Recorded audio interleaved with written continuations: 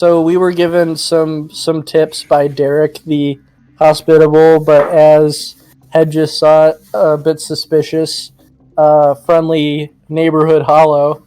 As far as two different areas he's aware of in the castle. One being somewhere that could help us find our way off of Lothric Castle beyond the broken bridge leading down to the Undead settlement, and the other being a humble, elderly thief who is known for being sort of a Robin Hood of characters, somebody who steals from the rich nobles of Lothric Castle and gives to those who are in need.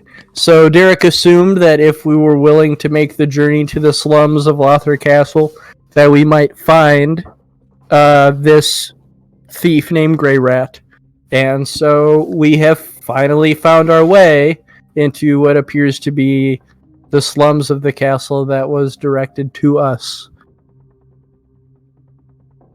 So, at this point, we head down these stone staircases into a very cluttered group of shanty houses where we hear the gnashing of teeth and ripping of flesh, and we see two starved hounds as well as a shriveled hollow that are mindlessly eating away at a dead humanoid in the middle of this street before us. It doesn't seem that we've been noticed. Who's going to go ahead and make the first move here? I suppose. So Hedges, in his clanking, beautiful armor, goes ahead and charges full in, and Jarnafel follows behind.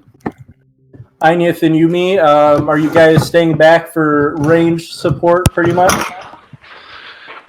I'll move. Yeah, I'll do that overcharging in with the quarterstaff, I think.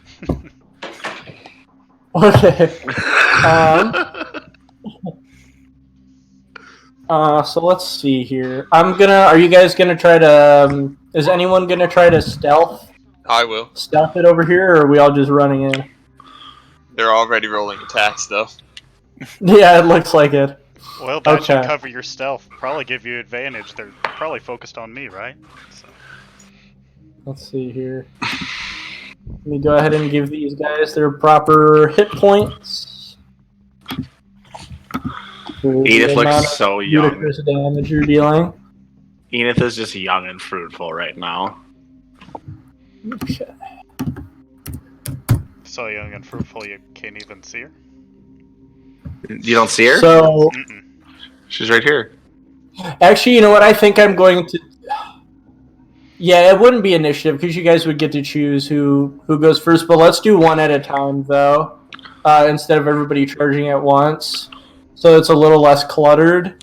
So pretty much what I'm going to do is have you guys go back, unfortunately, and then choose turn order. Who's going to make the first move, second move, third move, fourth move? I think we should have Clamps go first. I think we should have... Okay. Yep, Clamps and then Hedges. Okay. I'll let you keep your Halberd roll. Fantastic. Okay, so are you going after the hunched over shriveled hollow then? Certainly. Okay, so you run and charge forward with that halberd slice, and you would get advantage on it since it is not aware of your presence. And you slice through its flesh, and let's see how much damage is dealt to it. 14. Okay, and he lets out a groan of agony with a large cut in his back, revealing his spinal cord, but he is still alive. And now... Okay, cool, yeah, and you'll get another attack. So let me go ahead, and now we are definitely in the middle of combat. And everybody is aware. Okay. I'm going to re-roll the halberd butt too. It doesn't matter. Okay, cool.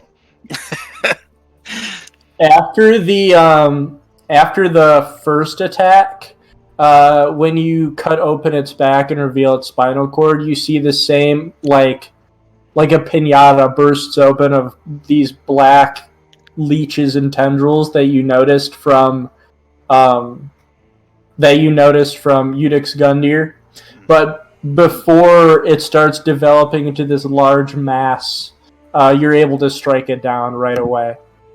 So you don't need to worry about anything of those. The 6 bludgeoning is enough to cripple it and send it to the ground as a hiss of black smog evaporates from its body. So you can assume what could have happened if you didn't kill it in that hit.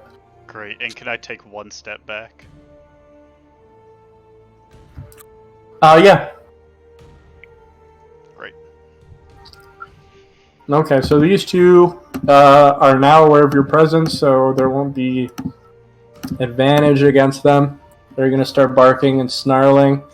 And then I think what I would have done is, I know I already said this, but I think it makes more sense as far as initiative goes for one of you guys to choose who goes first, and then we make initiative rolls depending on reactions. So sorry about that last minute decision making again. I know it's shitty. Okay. So let me go ahead and roll for our doggo boys here. Initiative time? Mm-hmm. Okay. So are we just gonna have Hedges take a 20? Nice Take a roll. 20 then? See. Well, if you already went first in the turn order, you probably don't need to roll initiative. Oh, You're I probably thought just I first thought that in was the a turn order. surprise round because they hadn't noticed me, and then now it's Yeah, that was a initiative. surprise round. That's what I was trying to Okay. translate, but I was being super dumb. How surprise usually works is you still roll initiative, and then it's a condition that the creatures who are surprised have, and they just lose all actions for that turn. Okay. Oh, so I would. But I didn't actually roll initiative the first time, so I guess we still need to. Oh, so you're saying Yeah, well, everyone else that's gets to You go. rolled the 11, Well, yeah. right? What I was saying is, like, we basically what we did is just had you take a 20 is what it's basically called, where like something just automatically Right. takes the first turn order in the initiative. And then I'll have Clamps go when you go for Ineth. Yeah, he's just gonna ride on my shoulder. He can't even like technically attack, so Okay. So we got that 22. And I feel like I'm Jarnafelt. What was Jarnafelt's roll? 6. Oh, man. Okay. Yumi's next up to bat. It's short bow time. Okay, and which one are you going for? The upper dog. Okay. Right between the shoulder blades.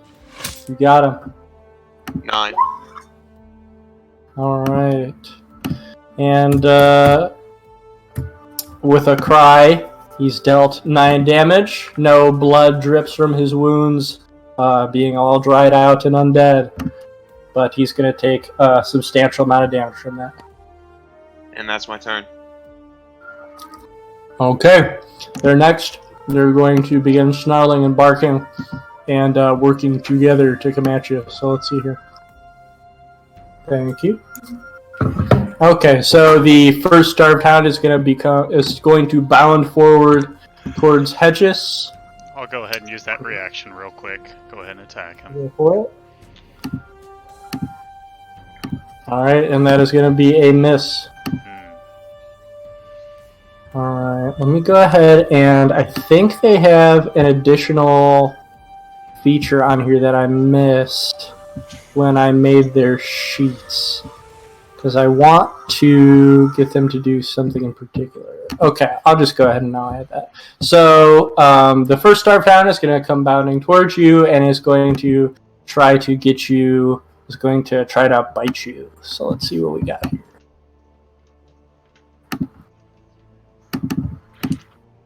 That is a definite miss. And the next one is going to come bounding up to Hedges as well. And he has a fellow member of his pack with him. Oh, So pack let's go ahead and see what he's able to do here. Okay, that is going to be another miss. He just starts clamping at your armor, but it does not pierce through at all. So they're both going to be clawing at you, but not dealing any damage. And the next step's going to be either Hedges or Ineth, depending on Who wants to go first? That should be the. I just can take it. Are you sure? Yeah. All right, I'll go ahead and attack the one that's already wounded.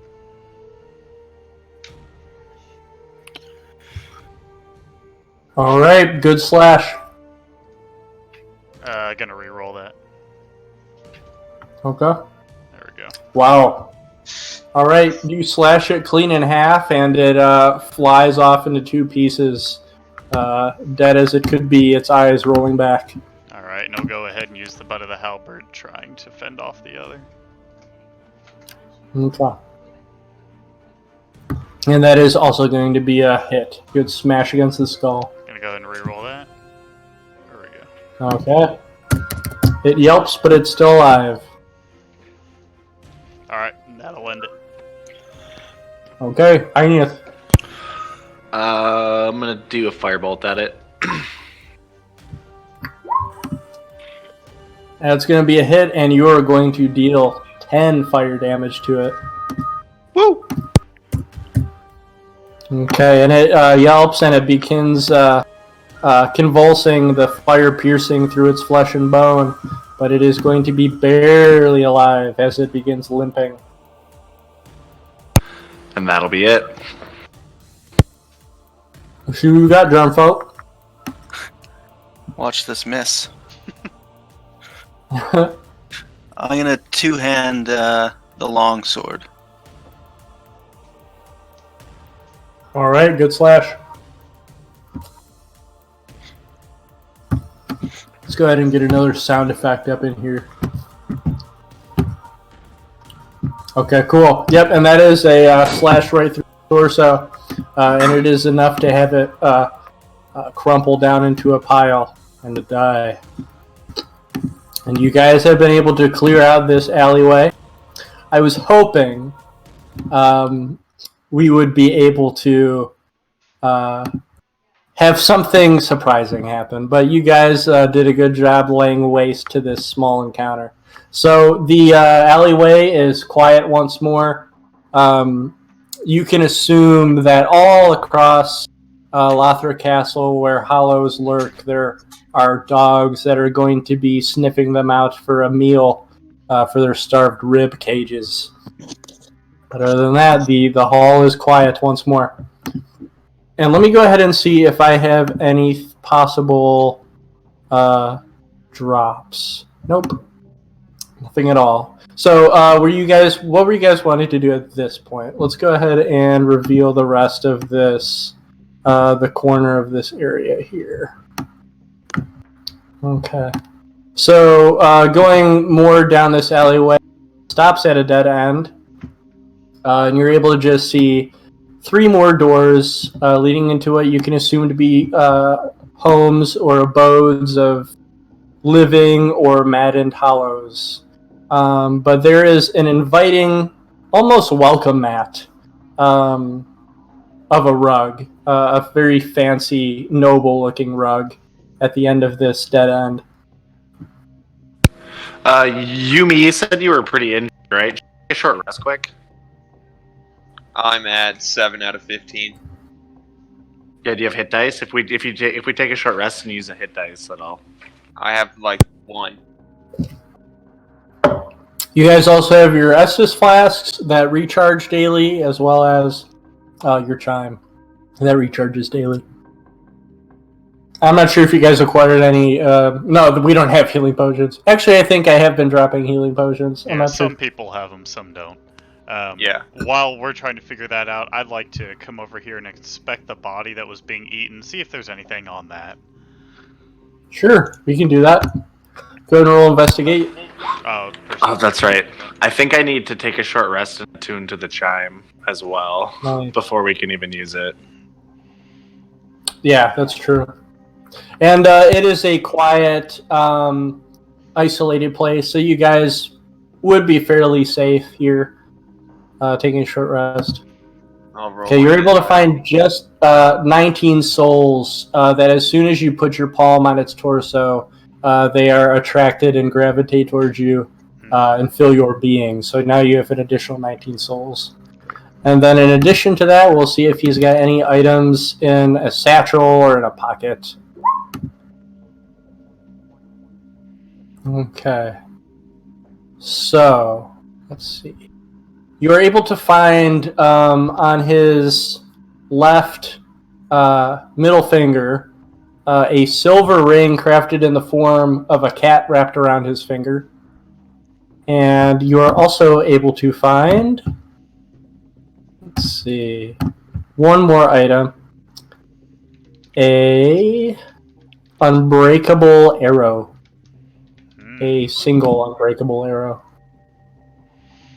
Alright, so looking at the arrow, seeing that this is prized, but not really something that he would make the most use of, are we assuming that our archer friend is here or not with us? Yeah, we can go ahead and until you guys, unless you guys want to use it, if it's something you guys are interested in, we can have it put in his loot. I'm going to say that right now he's just standing guard, making sure you guys don't get ambushed. Alright, well, Hedges offers it both to Yumi and him, and is fine with either one of them taking it. I still have some arrows left. Alright, well, Hedges shrugs and stows it for now. That way, if someone really feels particularly inclined to it later, they can have it. I could use a toothpick. Hedges smiles and says, I was thinking more of a back scratcher.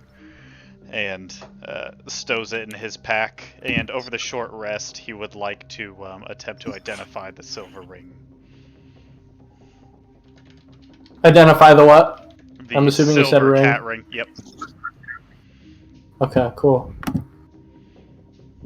So let's see. Okay.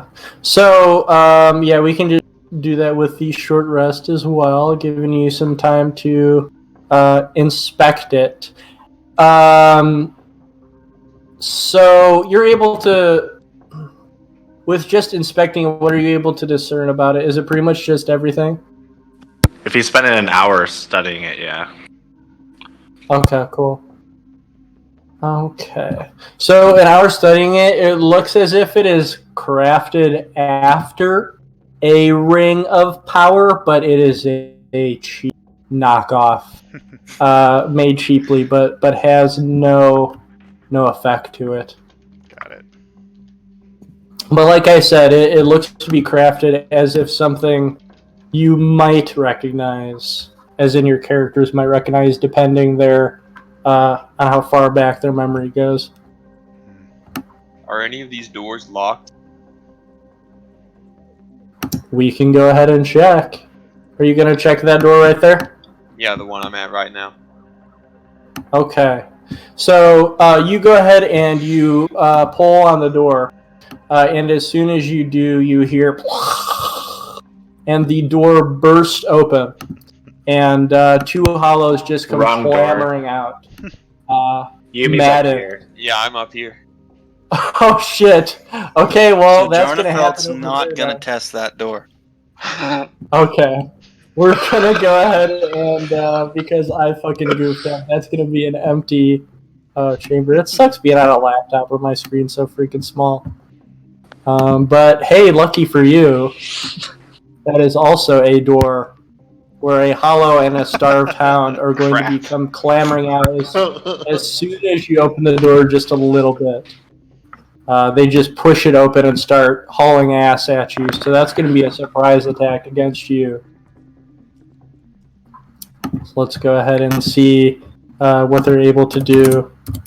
And you guys are able to hear the snarling and from both the hollow as well as the starved hound as they burst this door open. So let me go ahead and get my dice ready here. And see what they're going to get to hit. So the hollow is going to go ahead and start falling at first. Let's do some dice rolling. Okay. And then the 18 is going to hit, I assume. Yeah, it's a tie for my AC. Oh, yeah. Yeah, if it's tied for your AC, then it's going to hit. Man, I just got this Okay. health back. That's what you get for exploring. Right. Careful. Okay. And then with surprise, okay, yeah. So the surprise is just advantage. So let's go ahead and do that claw attack. So you are going to take 4 slashing damage from its deadly, deathly claws. And the starved hound is also going to gnash at you with its teeth. It has an ally near it.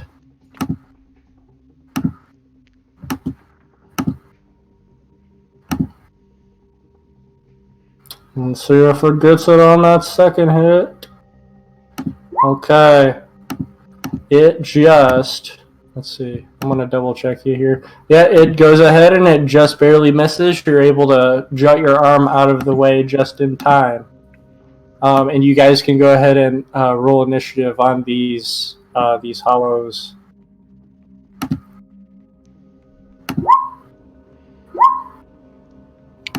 Fucking rolling 6s. 16, 6, 21, 13. Let's see what these hounds get. Also a 13. And I'm going to assume Yumi's dexterity is +1 from what more than +1 Yeah. without even checking. Okay, so we'll have Yumi go first before the starved hound. So go ahead, Hedges. You hear the clamoring, the surprise of this, and turn your head and let's see what happens. Alright, Hedges sighs, hefts his halberd, and lumbers over to continue his woodworking. And goes ahead and chops this hound up. Fuck. Okay, in your frustration, you focus your energy on this hollow. Let's see what you're able to do to him. I'm gonna re-roll that. Alright, so that was the first one. So ignore that plus... Oh no, I guess that... Yeah, so ignore that +9. So there's the 10 and 7. Okay, in a swift 2 slashes. Oh, are you doing the starved? Sorry, I didn't see that you were doing the starved hound and not the hollow. Okay, so 10 and 7. Okay, it is able to barely survive those limping, but it is still alive. Alright, we'll go ahead and go with the halberd butt then. Okay, that is a good solid crack against the head. Re-roll that. Doesn't matter. Okay, and it is just enough to crack its head open and kill it. Alright, and then Hedges will take a step right here, and then his turn. Okay, Enith. I'm going to do Fireball. Go for it. Alright, centered right on its torso, it bursts into flames. 10 fire damage. You deal... Geez, I'm a little rusty. Vulnerability is... Double. Double damage, so you are dealing 20 fire damage to this hollow. That's juicy. As it shrieks on fire, hits itself against a wall, and dies. So this, even though it is relatively quiet and away from the kingdom, still just as treacherous if we aren't careful. Oh, and I will also award you guys some XP for those. So the hollows that you killed are going to give you 200 XP, and then the starved hounds that you killed are going to give you 300. So that's 500 XP divided amongst all you. 500 souls divided amongst all you guys. We're doing milestone, I thought. Yeah, exactly. Milestone. I meant souls as currency. I'm pretty much okay. using the currency. So Gotcha, I was 500 like, divided what? by 5. Yeah. So XP that you earn is going to just transfer over to currency. Okay, cool. 100 souls each. Yeah. Alright.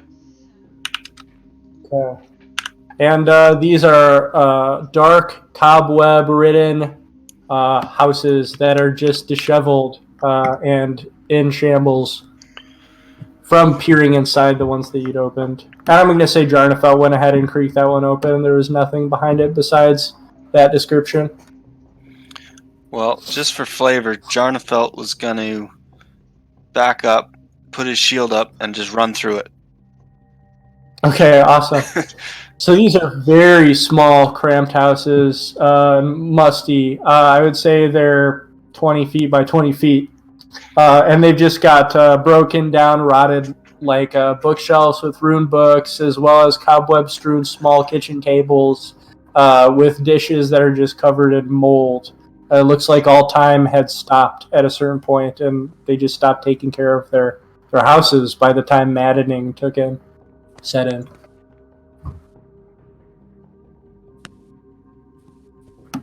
Nothing really of much gain. Nothing of much gain. Much appreciated. You guys can still investigate, and if you guys get a high enough investigation, I'd say you're able to find at least something in there. I'll investigate in there. Okay. 22. Oh, nice. Let me go ahead and something did not feel like I wanted it to. Okay. So a 22. You're not able to find any souls in there since there's nobody to be seen. But let's go ahead and see if you're able to discover anything off some bookshelves or maybe in some chests that had been left behind. So investigating, you're able to find some barrels that are in the corner of this house. And within, you're able to find, let's see, you're able to find a magic item. It is going to be a staff in the corner, hidden inside one of these barrels, and it's going to be a staff of the adder. Ooh. What does it look like? It is made of very finely crafted and waxed wood, and it looks to be shaped in the way of a poisonous snake. Oh, hell yeah. I'm going to pick that thing up and use it as my new walking stick. Okay, cool. And then if you want to take some time to learn its properties, I'll allow you to do that too. Okay. If you're not already aware of what it is. I'm not. Do you want me to roll an Arcana check? If you'd like, yep. 17. Alright, that's a good one. This is a fairly common magic item that's usually just used for party tricks, but could be used in a dire situation if you would like it to. So what you can do is use a bonus action to speak the staff's command word and make the head of the staff become that of an animate poison snake for 1 minute. And by using another bonus action, you can return the staff to its normal inanimate state. And I'll let you go ahead and decide what the word is, since you took some time to learn about it. Okay, I'm going to come up with something good. Just give me a minute. Just give you some time. Okay. Yeah. When Okay, everybody but else that's really gets all you're able to find. when everyone else gets closer, Jarnafelt's going to charge through this door. This one right here? Yeah. Just when everybody gets a little bit closer. Enos got your back. Okay. Well, And she's got a fancy new staff that'll at least take, 5, got 6 enemies down. well, yeah. I'll move to the side. Okay. So, you charge into the door. It seems to be locked. You hear a loud crack, just enough to get it halfway broken. But before you're able to crack it open once more, something cracks back. and the door is split wide open as a large hollow that is familiar to you. Well, actually, he wouldn't be that big, but as a hollow who is about 8 feet tall, charges through to you with an iron great axe and begins swinging it upon you. So, For is a that surprise surprise attack? Okay. Yeah. Okay. So let us see what he is able to do here.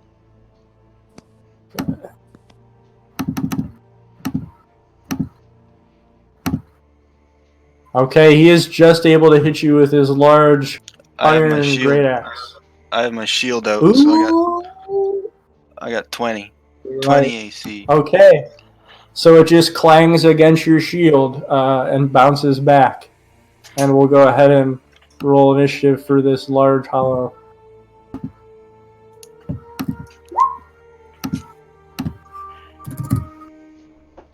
Okay. 2 20s.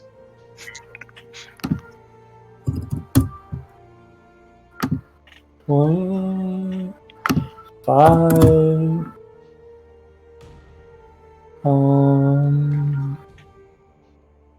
Okay, and then Hedges got a 3. And let's see what. Yeah. Let's see what our hollow soldier is able to get here. A 12. Not bad. Okay, Jarnafel and Yumi, you choose. My dexterity's higher, so I think I should. Yeah, go ahead. Well, since there's a person within 5 feet, I'm going to try and stab it. Okay, go for it. Alright, you're able to stab him with your short sword. For 8 piercing damage, and lets out a lot. Ooh. And another deep wound into its torso. And bonus action for an unarmed strike. Okay. Alright, that's another clean hit. Would unarmed strike benefit from sneak attack since it uses dexterity for its attack mod? Only one sneak attack on your turn. You can only do it again on a reaction. Sneak attack also does specify it has to be a finesse weapon attack. That's another max damage fucking. Okay, you get it in right in the stomach, and he leans over in pain, but is able to recover. Max damage is probably a nut punch. Yeah. I think he had 8 any feet left. tall. Yeah. Right in the And punching that's bags. Go ahead, that- Jarnafelt. That it? Okay. I'm gonna one-handed longsword. Okay, not enough. Miss. Right between his arm and his ribs. Cool. we'll have I'm you- gonna stay there. Okay. The hollow giant soldier is going to move out of the abode and trigger attack of opportunity from Yumi. Let's see here. You can sneak attack now. Oh, believe me, Okay. I will. Nice stab in the back.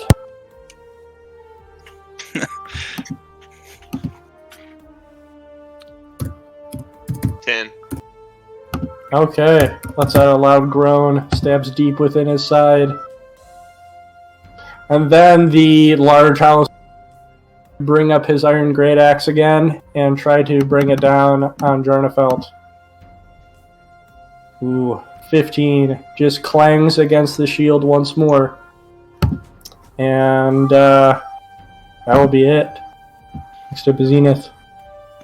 I'm gonna cast Grease centered right here. Okay. Grease can never fail. Go ahead and... Okay, where was the radius 20 feet or 10 foot radius? 10 foot square. Okay. 10 foot square. Yep. Okay. There we go. And then it'll have to make a dex save.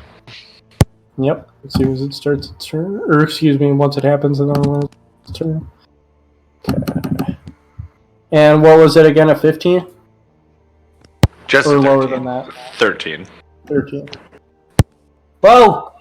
He's barely able to maintain his balance. I knew I should have got the marbles. Greater grease. Okay. And then if that's it, I just... Tried and true, takes a few steps up, winds up, and tries to deliver a fatal blow, while muttering to his comrades, "Perhaps we open these doors with a bit more caution." Might be a good idea. Okay, slash right in the or excuse me, piercing him right in the torso. Well, it could be slashing, yeah. Okay, and then for an additional 12 damage.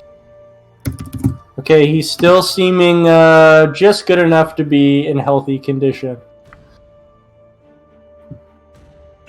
Oh, Jesus. Okay, you skewer him. Alright, so 6, and then re-roll that 5. Actually, I'm gonna re-roll the 6 too. Oh, Jesus. He just Oh, it disappeared doesn't from that matter, yeah. attack. Alright, so 2 6s. So an extra Okay. 12. Okay, and he is hurting bad from that skewer attack. And, yeah, he'll stay there. I'm pretty sure this guy got 13 or something of the like. I know he's in the middle. Okay, you, me, and Jordan fell and see if you're able to bring this hollow down. I stab. Darn. Okay. Oh, you're gonna have to move first. Okay, stab him right in the chest. 10 damage, and he is barely standing now.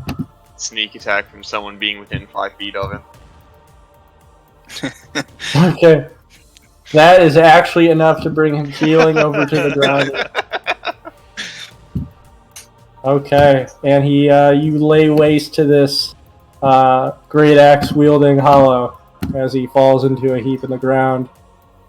And all is quiet in the alley once again. And you're gonna have 450 souls from that to divide amongst each other.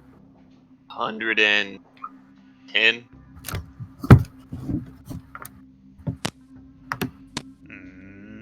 Kinda. So 450 divided by 5 would be... Yeah. Divided by 90. 5. Yeah. Alright. Well, I suppose 4. Yeah, you guys can divide it by 4. 112, and give the remaining however many. Or Okay. we should give the rest to Yumi, since Yumi got the killing blow. Woo. Yeah. Sounds fair. Okay. So again, all is quiet. And as we get closer to this noble-looking, clean carpet, we were able to see the flickering of candlelight below the wooden doors. To the right over here. Jarnafelt charges the door. No. Hedges grabs him by his collar and says, "We've been lucky, but that's about enough of that." And gives him a reassuring pat on the pauldron, and then uses the butt of his halberd and lightly pushes Yumi on the backside and says, "If you wouldn't mind." Certainly.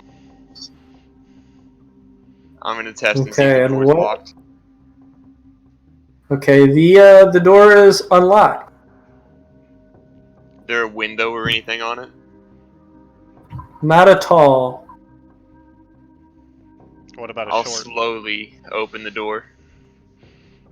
Okay, the door slowly creaks open. And I will go ahead and show you what it is that you see as you push the door open. Go ahead, I'm pretty sure it's on the same slide. Okay. So, let me get this turn order out of the way. And why in the heck? Okay, cool. So you creak the door open, and it's going to be down the bottom side of the screen. And you see a elderly humanoid, does not seem to have been hollowed by the look of his flesh, who is crouching on a carpet in this small dark abode, except for the flickering of one candle that he has on the floor, and he seems to just be filing a dagger and just sitting in his abode. I'll go ahead and show Yumi at the front of his door. And I'll go ahead and show you the rest of what his little house looks like. And as you do this, this hooded human figure in poor folks' ratty clothes looks up and he says, "Ah, a visitor. You are not like the hollows on the outside. What is it that you need from an old thief such as myself?" I take it you are the Greirat? "Ah, yes. That is what they call me these days. Is it a service that you need provided to you? Any of those who are not noble folk, I am willing to help out in these troubling times." My group and I need aid seeking out the high wall and a way down. "Ah, of course I should assume that there are more than one of you. There's no way you would be able to make it this far without them. Go ahead and invite them into my home. It has been quite some time since I've gotten some company from those who are not mad. Please come in." I'll lean back out the door and call out that I found Greirat. Instead of following That in, is can I go in here and investigate? Can you go in where? Let me go ahead and zoom out. Yeah, you can go ahead and do that. I'm gonna stick with Enith. Okay, cool. It is once again a home in shambles. Okay, you are not able to find a dang. Can I aid her? Can I do that? If you'd like. Do I roll or does she just get advantage? I think it is Ineth that rolls. Okay. Oh, so yeah, the 16. Okay. Yeah. Yeah, even with the 16, you aren't able to find a value in this disheveled house. That actually looked like somebody with very bad fit of rage just destroyed everything with their bare fists. Arnefeld's gonna tap Enith on the shoulder and point at this door up here. Yeah, I'll follow you over.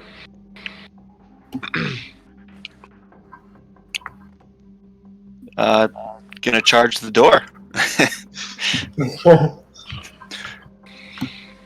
Can I do a strength check to see if I smash through it or not? We're gonna go ahead and let's see. I think we'll handle that after we speak. After we have these guys talk, so that we're not doing too many things at the same time. I feel like we just see Yarnefelt charging at the right as he's about to hit it. We cut away to. Yeah, we can do that. And then in the background, as we have this spooky dialogue, we just hear the sounds of somebody, pounding against a giant wooden door. Yeah, perfect. Okay, so he would go ahead and, even though it was a little bit of a distance away, he would turn his head a little bit in curiosity and be like, would those be more hollows trying to get out of their homes? Or would those be some reckless travelers who have been joining you? And Both, I'm afraid.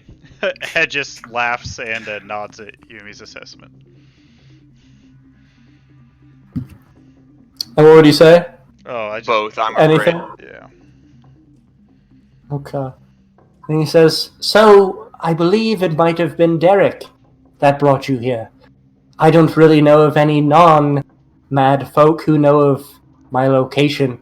I am very discreet in where I have hidden these days. But the only thing I really know that he would really bring folks my way would be to help them out on their journey. You say you head towards the undead settlement.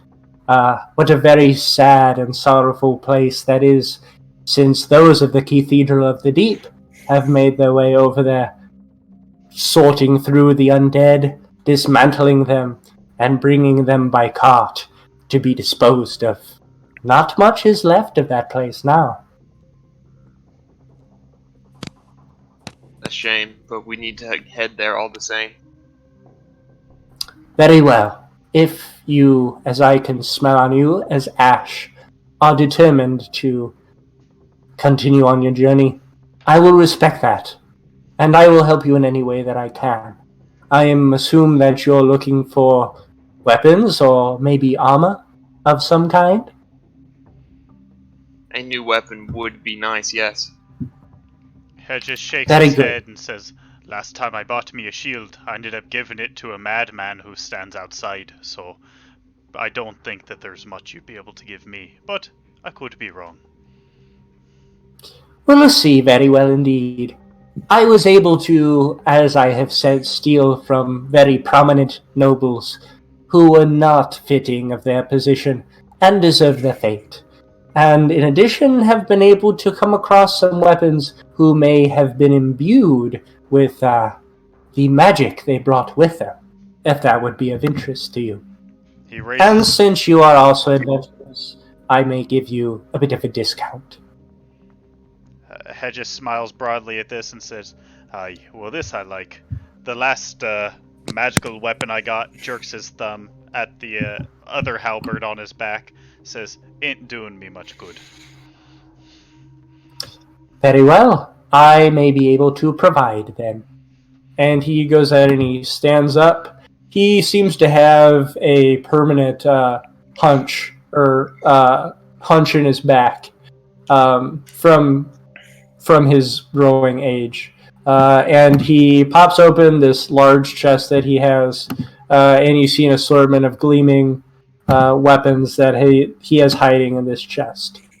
And he would go ahead and he would just ask you, is there any weapon in particular you were looking for? I have quite the assortment and collection, as you might be able to see. Is there anything from my land? Is there anything what? Like any Eastern weapons? I think the closest that we have is something used by most warriors of Carthus that was collected and swept up by some nobles, and that would be some magic scimitars. Interesting. And before Hedges can reply himself, he begins to wonder where the rest of his party is, and sticks his head out the door, sees Jarnfelt running towards the other one, because I'm assuming they just got wrapped up investigating, and Enith, like, warily backing him up, and hopefully before he gets too ingrained over there, barks and, "Oi! Get over here!" And, Yeah, they're just banging away at a door.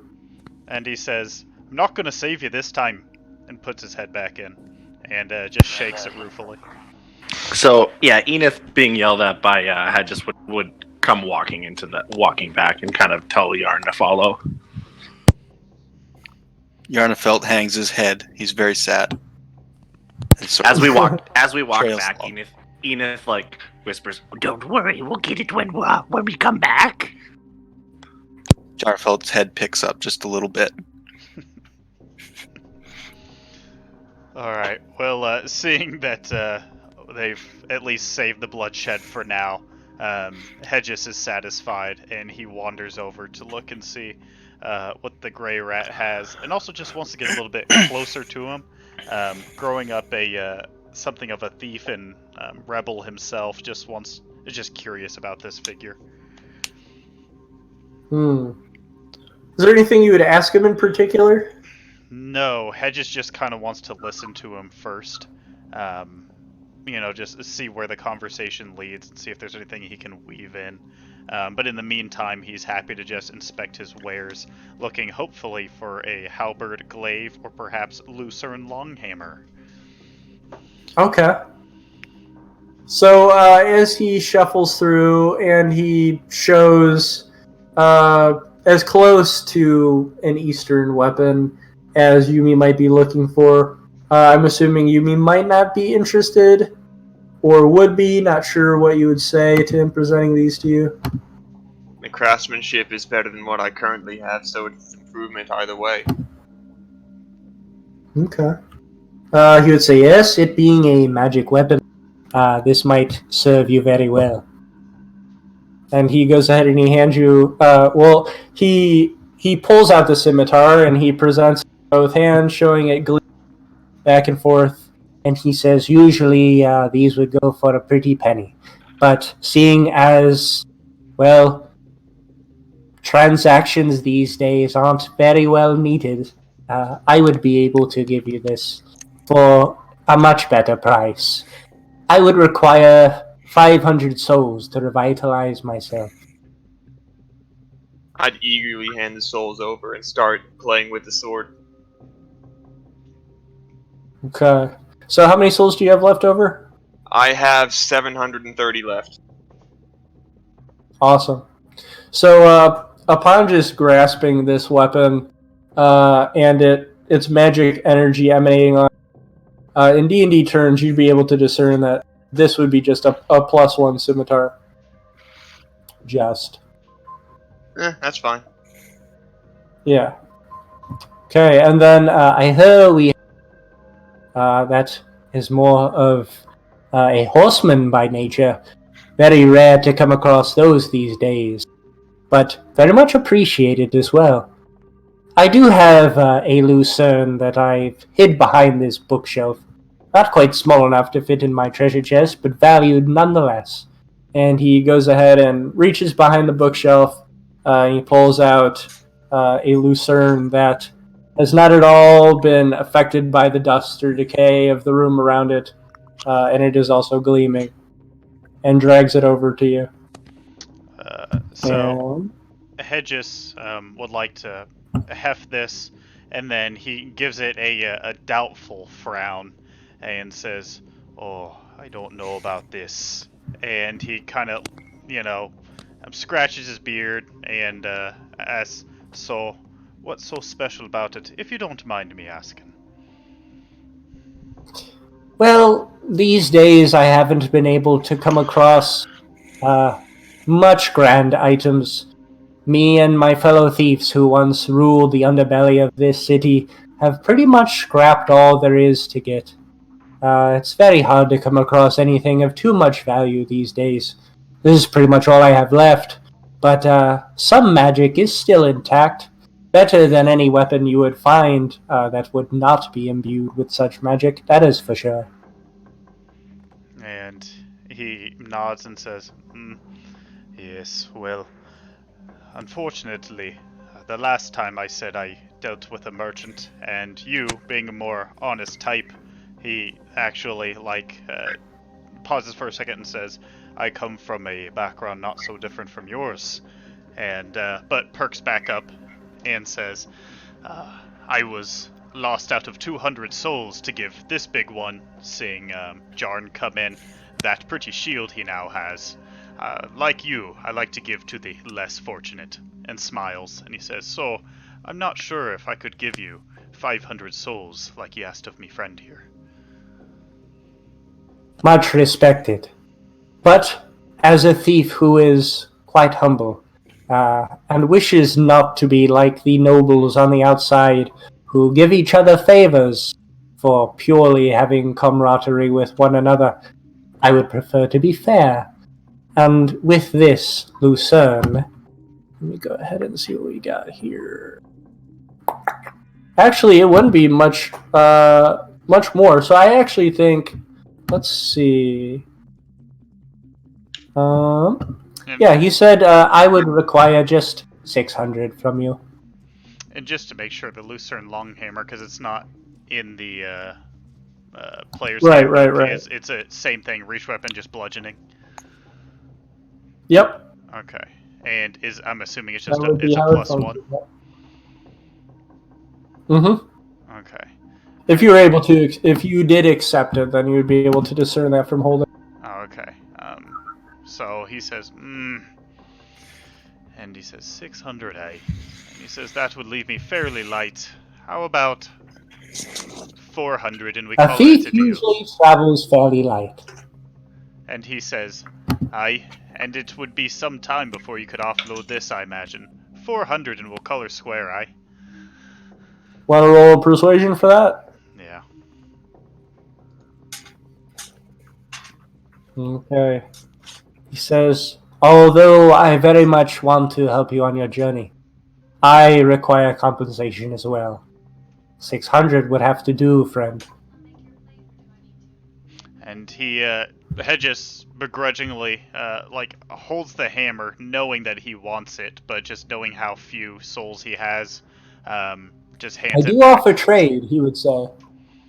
And he says, oh, well, in that case, I did find something very, very interesting from an age beyond ours. And he pulls out the silver ring in the form of a cat. And he says, this here is a ring of power. He puts out his palm to inspect it. And, Do you put it into his palm?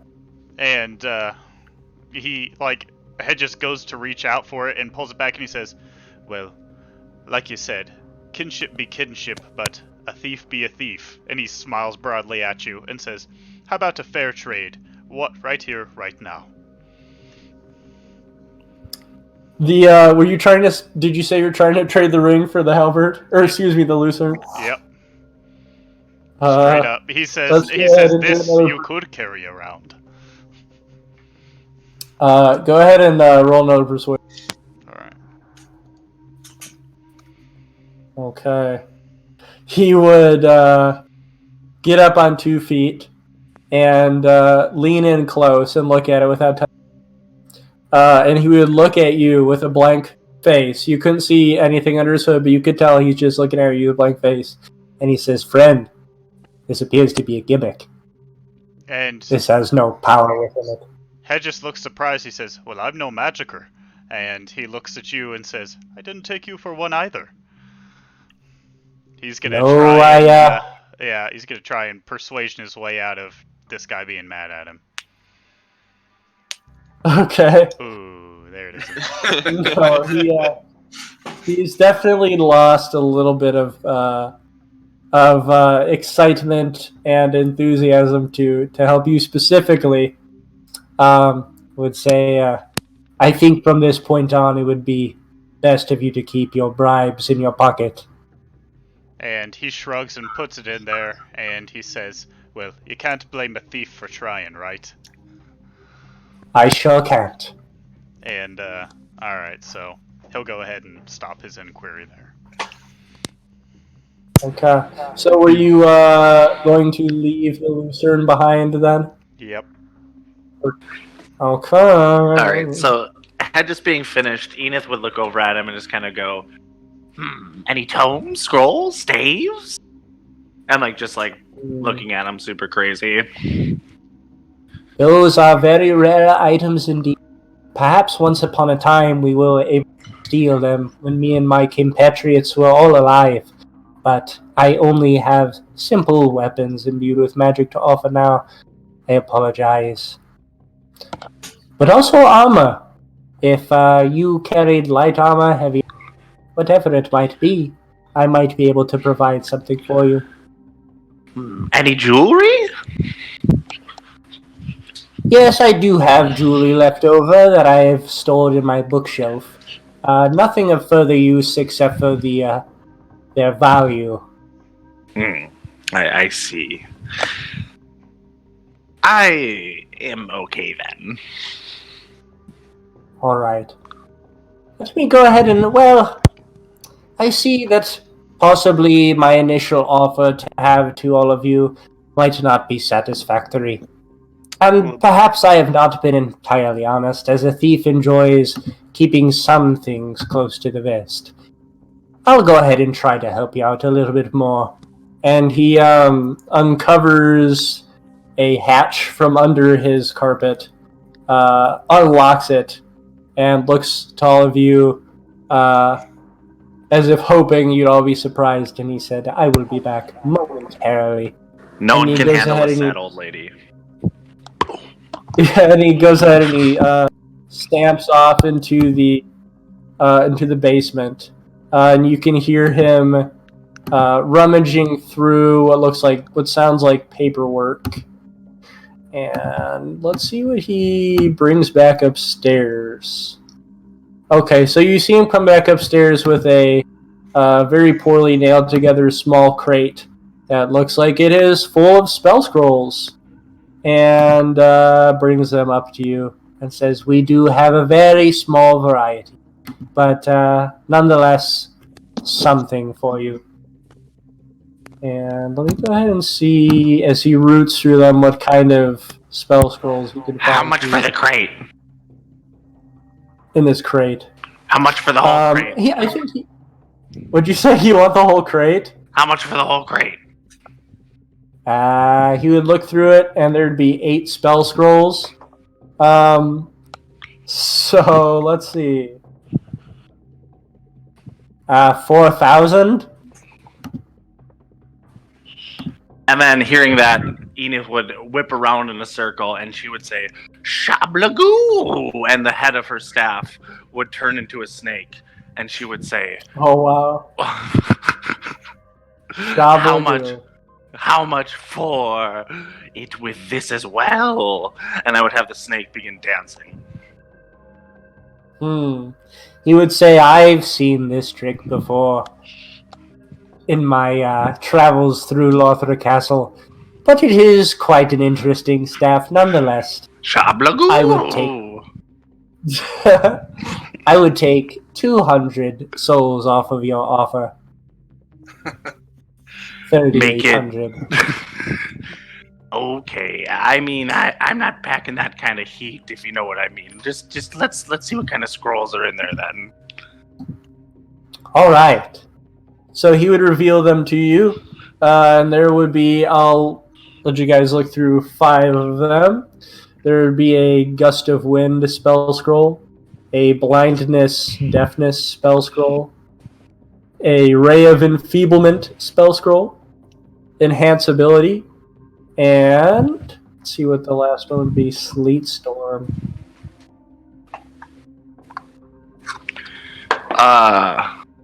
The other 3, he won't let me know what they are. What was that again? Because he said there were 8 in the box, he won't tell me the other 3. Okay, I'll go ahead and give you 3 more then.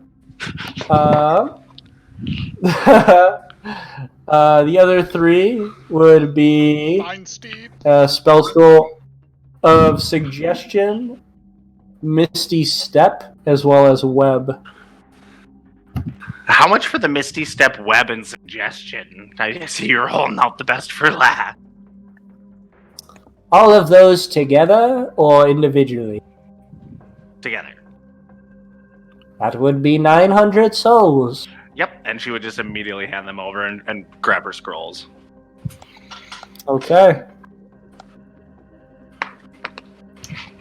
Anyone else in the market to buy before heading on your long journey? What kind of swords do you have, rat that is gray?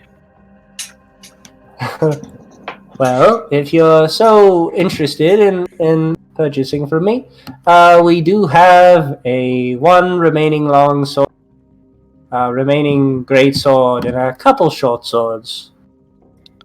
Can I tell the stats or what kind of long sword he's got?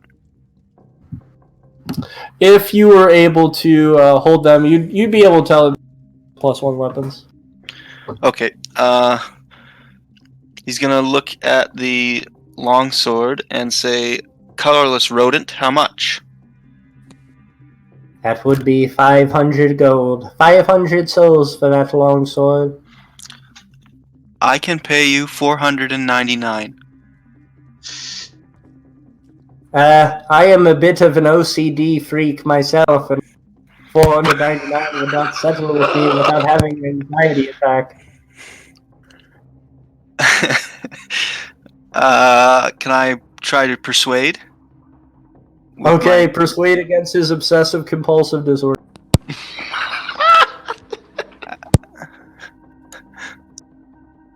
Nope. You gave him an anxiety attack. He's not okay with this. Fine. 500 souls for the longsword. Thank you very much, kind traveler. But I also And he wish just hands you the information. gleaming longsword. Information. Okay, have you guys all subtracted from your... Yeah, I'm having difficulty remembering what the last spell scroll I bought was. Misty Step, Suggestion, and Web. web? Web. Haste. Thank you. What was it that was asked in addition? Information? Yeah, I want to know if he has seen any large black-clad knights wandering around, or if perhaps he I has have any heard of- armor from Baranike. He did say he had armor. Oh, that is quite rare armor indeed. And I know of those knights not leaving them behind, never leaving from battle and never laying down their arms to run. If you are able to find armor of that kind, you would need to strip it from the very corpses of that knight's followers. I believe from what I last heard, they were still in the lands of Anorlando, very far away indeed. Or perhaps closer even, if the transitory lands were to gravitate towards the curse. We will only see. Thank you, Rodent. I appreciate your time. Of course. Yes, thank you. And I would hand him one of the dog pops that I'd harvested. You would just look at it, confused, but pocket it out of respect for you. Now, Ashen Undead, run along.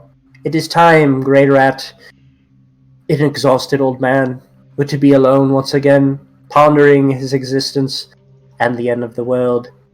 I wish you well on your journey. Oh, and if you were looking to find your way towards the undead settlement and the decrepit bridge that leads below, some of Anorlando's messengers remain, once again also gravitating towards the curse.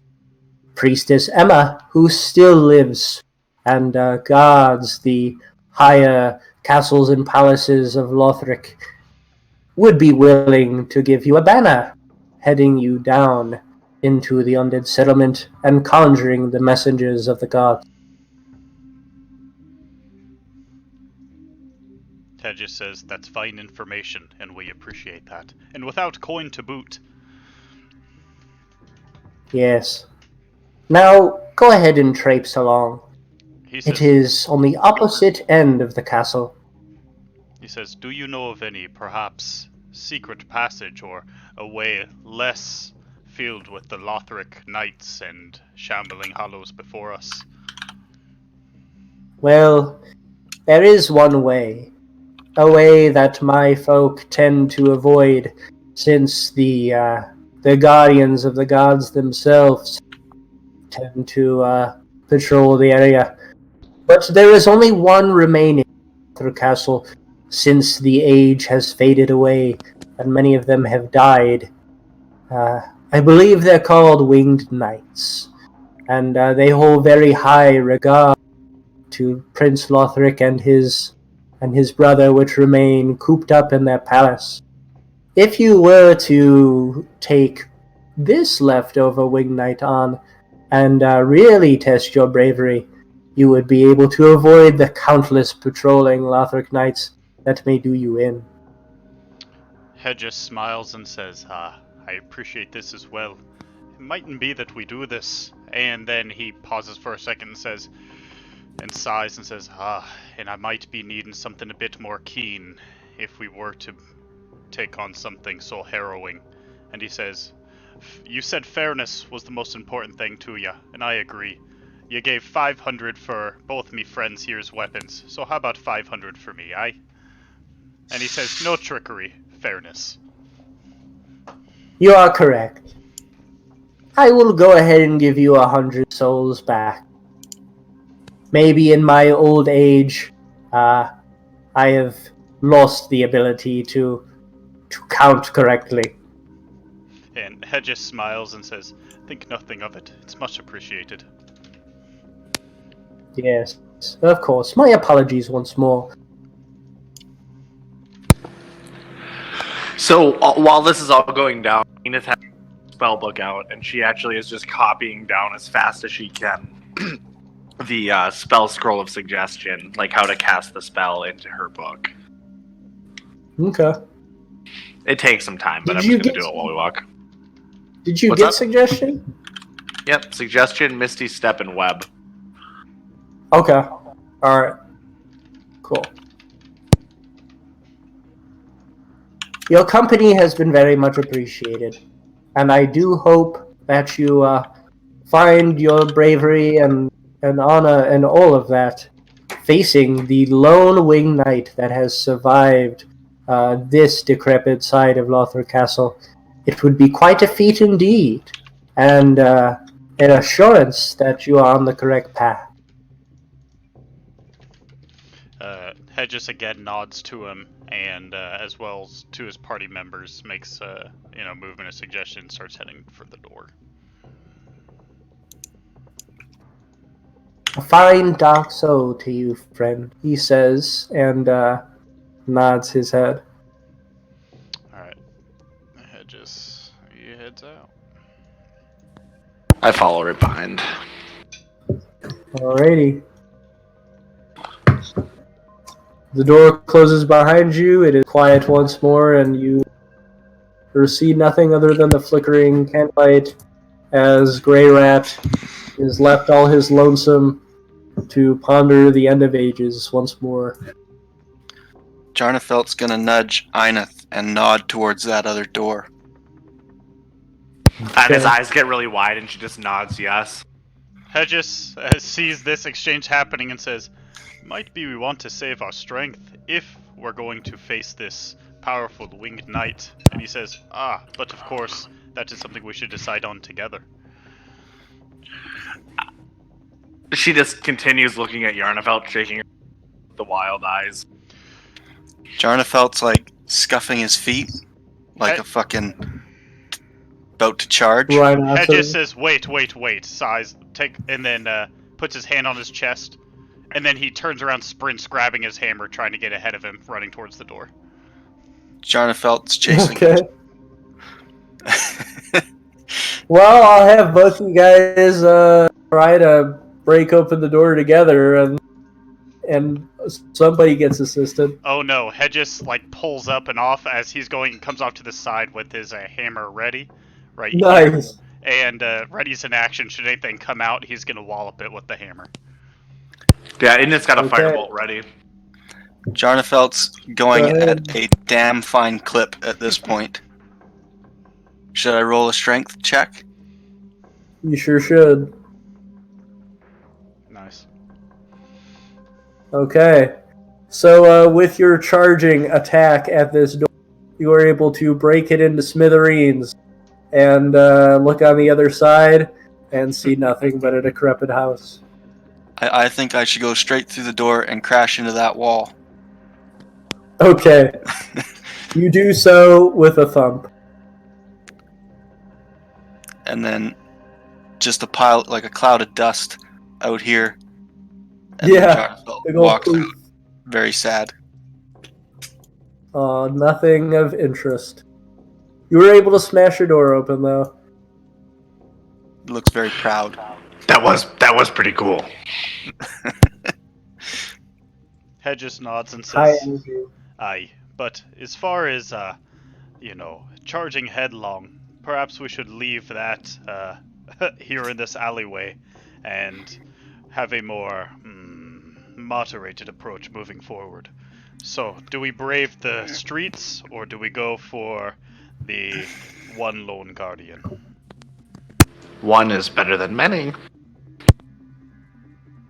I agree. Jarnafelt's wants to fight the Winged Knight. And Hedges says, "Aye, perhaps I could get some wings. That would be nice." obviously groan. knowing there's no way it's gonna happen, but he's hopeful. Jarnafelt looks confused and is What kind of is it, staring at Alaka? Hedges' back. And then Hedges mutters something about Red Bull and saunters off. Barbecue or buffalo? Find a red hat with an M on it. Small fluttering wing. You grow a Okay. raccoon tail upon putting it out. Okay. So, you had been pointed in the direction of the opposite end of the castle and small winding alleys that lead to the last known Winged Knights patrol in this lower region of Lothric Castle.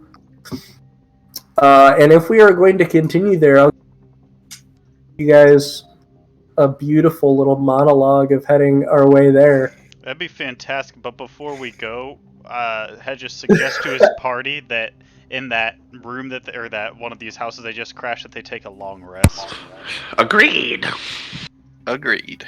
We can all take a house. Okay. It's not weird. Okay. Shotgun. All right, so you guys all shut yourself away in these small houses that just seem to be standing still in time. Like I said, families once lived here, but do no longer since this age of madness took place. In the silence and solitude of them, you were able to take a long rest. And I'm going to refill my drink. I get my lay on hands back on a long rest, right? Yeah. Yeah, everything. Everything? Okay. All of it. Take it all. All right. I would also just like to say during this long rest, Enith is mostly just not resting and copying down the spell scroll suggestion into her book. Which I believe at that point I should have done.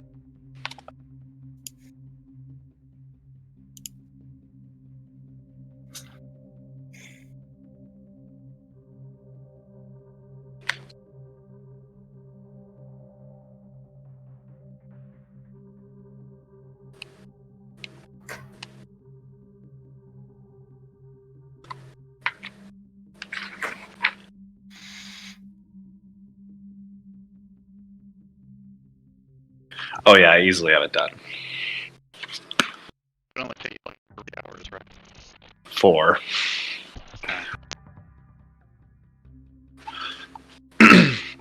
I could probably do actually 2 spells in that time since it's in 8 hours. I'd probably do Suggestion and Misty Step, you think? Or Web. I like the first two. Yeah, Misty Step is nice. What does Misty Step do? It's like a bonus action 30-foot like jump, basically. Sweet. And I wonder how Suggestion's gonna work in this one, but if it works as it should, it's gonna be super sweet. Yeah, the nice thing is I can take Cleric next level too, and I'll still get my second level spell slots, and I'll have like a use for them now. Oh, it's so good. What are you talking about? Second level grease. Let's go. It's just my wheelhouse. Like, I don't need any other spell. Right. Grease and Firebolt. Just grease and a torch. Just throw the torch on it. Just created wall of fire. First level spell slot.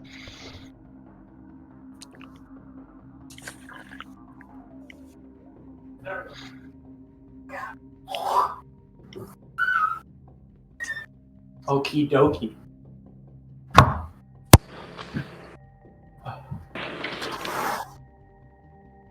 Not sure if you guys heard me throw a bitch fit. No. Okay, cool. Good. But during that long rest, I was copying Suggestion, like finishing copying it, and finishing copying Misty Step into my spellbook. Okay, cool. So, I am wanting to, vary the adventure so there's not a shit ton of combat. But, as long as you guys don't mind, if you're going after the Winged Knight, we just went through some combat, we're probably going to have some more combat. Not sure if that like exhausts you guys at all or anything. No. No. Nope. We're on Okay, our cool. way to the area of story, so we have to combat our way there, right? So. Awesome. So, are we all ready to leave our temporary housing?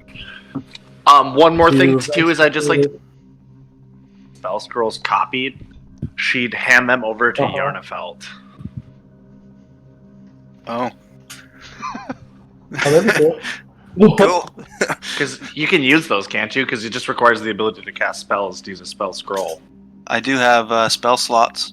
I've never used one before, but I do have them. I don't think it doesn't take a spell slot. You just use the scroll when Yeah, you use it. Oh, It's a one-time Okay. use, yeah. Yeah. okay. So what were those spells called again?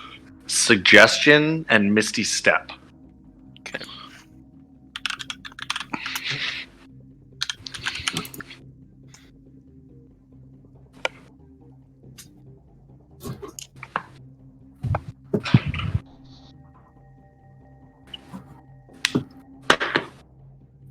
Whenever you guys are ready.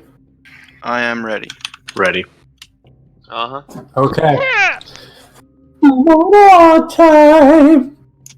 Okay, so you guys leave your houses. You leave these cramped slums, and we go ahead and we traverse through corridors and cramped alleyways where Greirat directed us, so that we can avoid the large city streets where shambling hollows are occupational jobs, mindlessly carrying large bags of straw and wheeling around wagons aimlessly.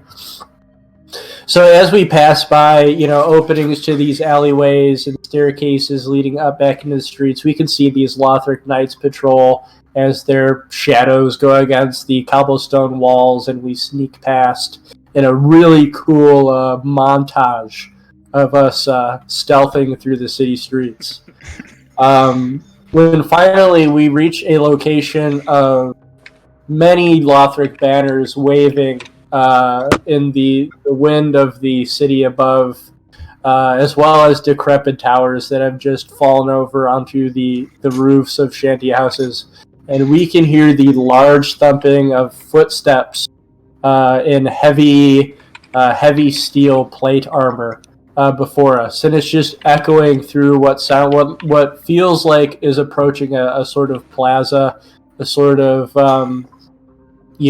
mid section of the city. And as we approach, the patrolling becomes less and less around us, and it becomes quieter. And as we approach, the thumping of this heavy steel just gets louder and louder and louder. When eventually we come across a very wide, long staircase of stone that leads down out of the shanty towns and into what is this very large plaza. And before us is a 15-foot statue of what we recognize being the same motherly-looking figure in waving robes carrying this swaddling child in the center of a grassy plaza.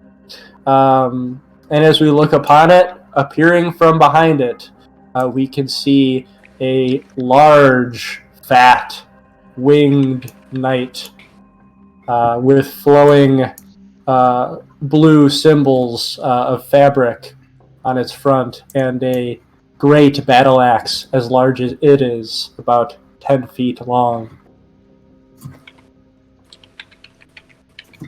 Any chance we And could it ask circles it and just patrols go this away? plaza.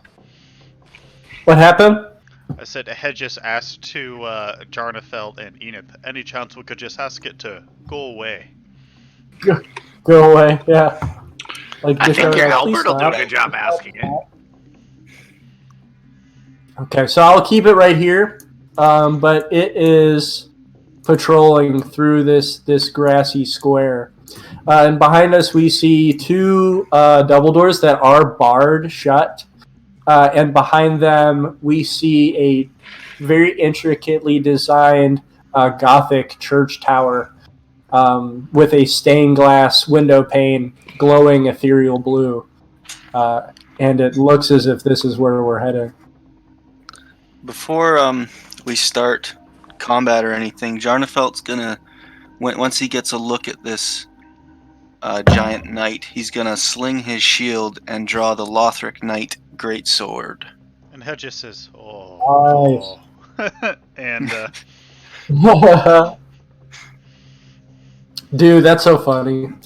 I'm very intrigued with the dropping the shields because I did that and got absolutely fucked. So I did that as a player, and it was like the worst decision I've ever made in my life. Hedges says, "If I die, I'm gonna kill you." Yeah, well, too late now. I got the great sword out, and I'm gonna use one of the charges to do whatever it does. That would be in unique magic items, and I believe it deals an additional 2d4 radiant damage. Bless this weapon with divine magic for 1 minute. Deal 2d4 radiant. So, because it's divine magic and that knight is undead, does that have anything to do with it? You can assume not all enemies in this game are undead. You cut out. Not all enemies are going to be undead, so you won't know until you attack. Okay. Right. Well, Once again, I've changed the world a little bit. Okay. with his back turned, Hedges is stealthily as possible is going to creep up to like right here, just because like in between these isn't a good spot. So he's kind of peeking around. With So I will. What I will do is tell me at what point in his patrol, what 10 square area would you begin? So as he's right here. Yeah, as he's here heading Or right here. So as he starts heading up, as his back's turned, that's when I head over here. Yeah. So I'll just say pick a location that he's this, and it'll be static there. Yep. So will he be like right there though? Yep. Okay, go ahead and make a stealth roll. And depending on the location, okay, well, let's... you won't have to. Oh, Jesus fucking Christ. He just rolled initiative directly. Let's get it started. Crit fail. So Hedges is actually able to stealthily, in his heavy armor, sneak his way over to the barrel. But as soon as he presses himself against one of the barrels to hide, you notice that they are not very well secure. And the barrels begin to come piling off of each other and just rolling around into the streets. And immediately the wing knight turns around to notice the very loud mess that you've made. Hedges says, right. Okay. And has his hammer out. So these barrels are no longer cover. They have been completely dismantled. Yeah, they have. Can my cat stop like rooting through my garbage can? Okay, so yeah, boom! All these barrels come sliding down. Wing Knight turns around, and you hear just like a monstrous groan that echoes through the plaza.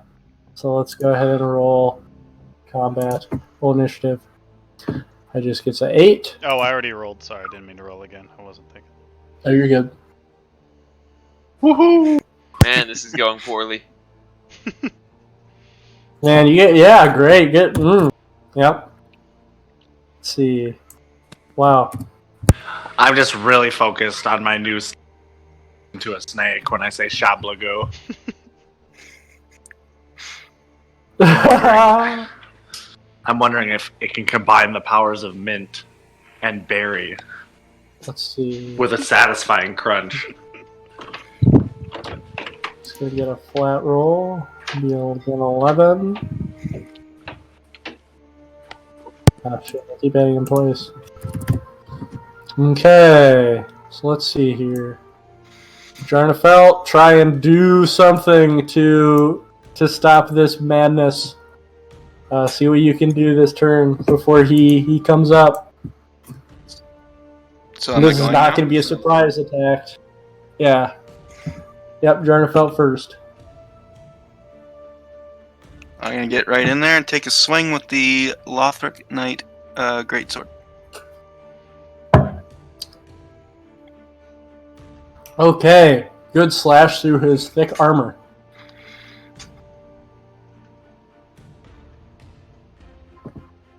Okay. And 8 radiant damage. I'm going to need you to re-roll that. You're The going to be rolling 1d6 slash. Excuse me. You're going to be rolling 2d4 slashing damage, as well as 1d4 radiant damage. Okay. No. Yep. Mm-hmm. Oh, So- excuse me. Yep. That's correct. So 2d4 slashing? Wait a second. You have your. Let's see. I'm sorry. I got super fucking confused. You have not. Don't pay attention to that. You're fine. That's total. Don't read into that at all. Okay, so that's gonna be 19 damage here. And So my radiant damage does not appear to do anything to this knight. let's see.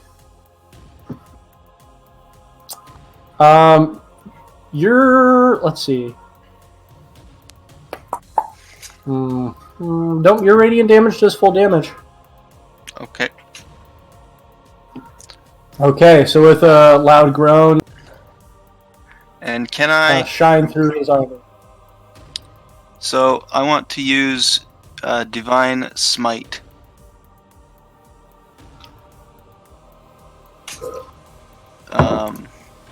When you hit, so I don't need to roll to see if I hit again, right?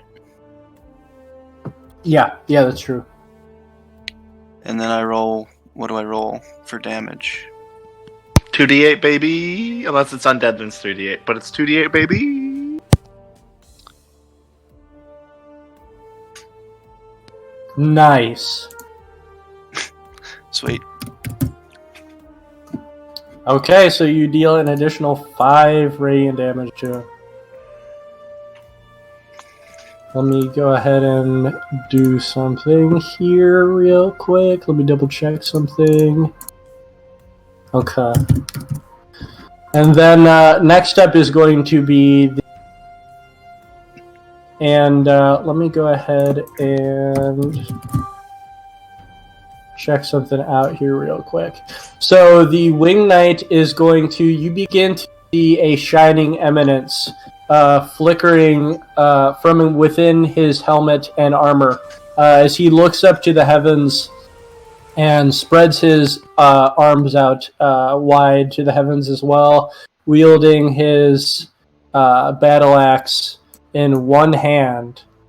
And when he does this, you begin to hear the crackling of thunder above him. And he is going to just stand there, mumbling, almost chanting to himself as this thunder cracks above in the sky in a circle around him. And next up will be Yumi. 5, 10, 15, 20, 30 feet of movement. And short bow. Hedges is going to step back here with Einith. And just ready in action. Should he come up within striking distance, he'll attack. Okie I dokie. feel alone. You feel alone. Why do I have a 5 here? Weird. I had 2 Eniths. I cast a mirror Did you image. roll a 5 or a 3 this time? 3. Okay, I deleted the wrong one. Here we go. And Okay, actually, cool. could I say that Hedges uses his action to instead grab one of his hand axes and throw it at him instead of preparing action? So he throws it, then comes back here in front of. Yeah, if you want. All right, so he'll do that. Miss.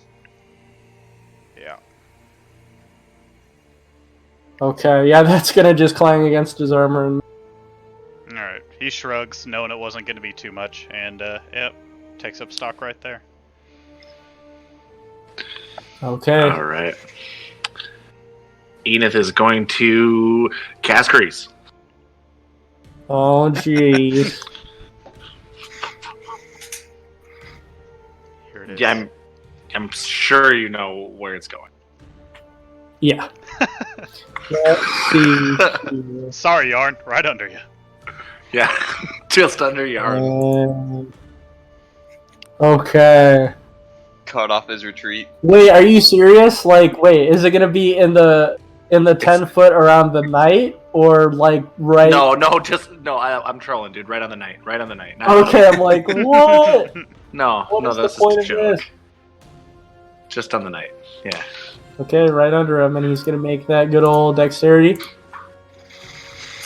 of 13. Let's see, oh god, please make it. This is gonna be so embarrassing. God damn it! The thing I hate the most about Grease is it just humiliates my monster.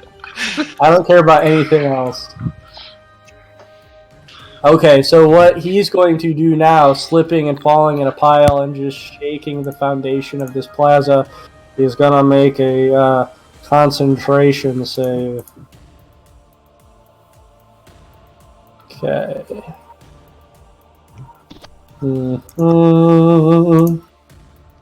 Okay. So he's going to be able to stand up his next turn and continue doing whatever it is he's doing. So is it If no one hits him. Right. Is it Jarnafeld's turn then? Mm-hmm. It is. If he is on the ground, do I have to disengage before I move? No. No, so you could attack with advantage and then leave without having to do anything. That is what I'm gonna do with the Lothric Knight Greatsword. Okay. Miss. No. A swing and a miss. And then I'm Both going time. to run away. Alright. No attack of opportunity. Okay.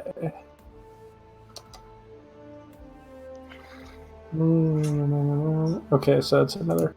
Alright, so you run away, and the winged knight is going to go ahead to struggle to stand up in his large form and lift up his a few tons worth great axe, and he lifts one hand up to the heavens as pillars of lightning come down around him.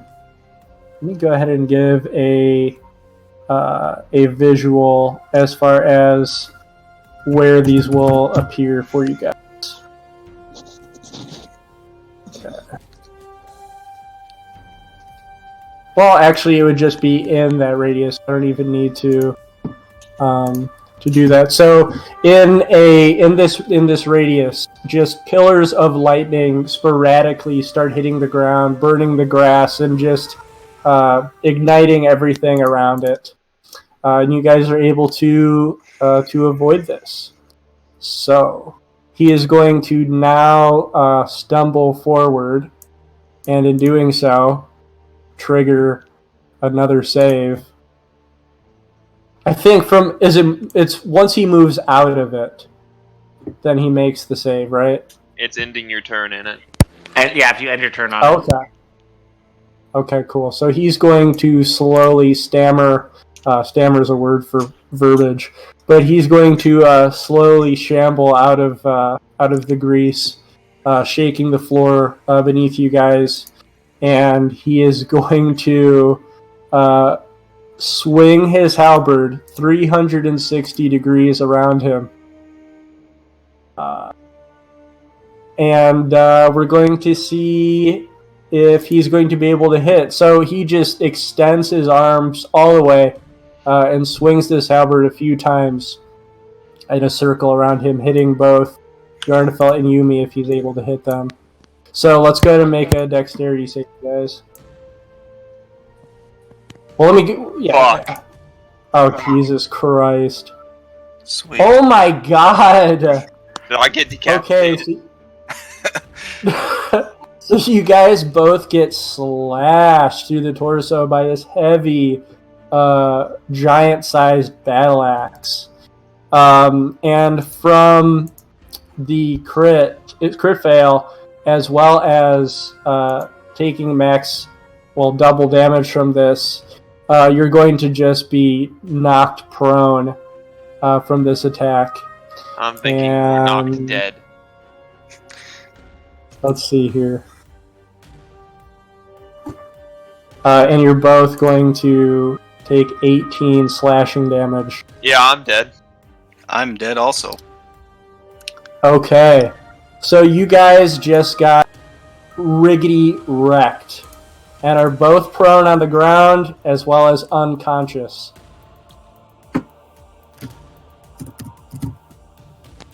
As his spinning slash finally comes to an end, slashing you two almost nearly in half. And he goes to regain his breath, standing there. So next up is going to be Yumi, who's going to make a death saving throw. Let's see here.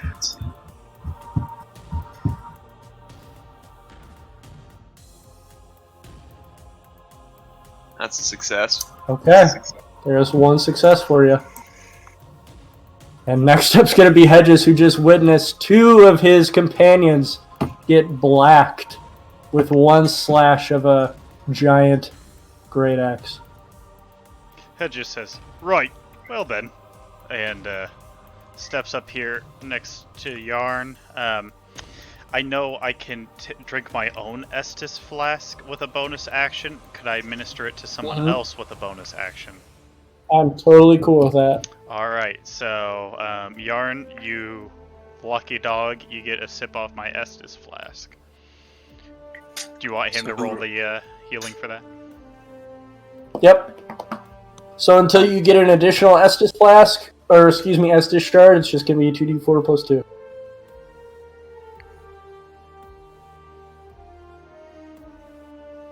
Plus 2, Nice. so 9. Almost max for that. Alright, so you're back up to 9, and Hedges is now going to use his hammer and go straight for this big fat bitch's knees. Okay, go for it. Nice. Alright. Yep, slash him right through the knee. And, let's see here. Oh, and he also mumbles to What? Yarn, pick up your fucking shield. Did I drop As- the greatsword when I hit the ground? Hedges kicked it away. Yeah. Okay. So, as far as what I said earlier, this will apply to Hedges. You will be rolling one less die size for this attack. So roll damage again. Don't. You're not sure why. Don't. That's fine! Oh, take more damage! Suck it! Alright, so that's that's gonna be 13 damage now. Nice. Okay. Let's see. Okay, cool. And for the rest All of my right, turn, and I then- will die. So go ahead. Alright, so you guys all of a sudden just hear the song Wind Chimes by the Beast Boys start playing. And I cast Healing Word on Yumi. So Yumi heal for 6. And that is one less charge. Yep. And then I'm going to throw a fire bolt at the knight.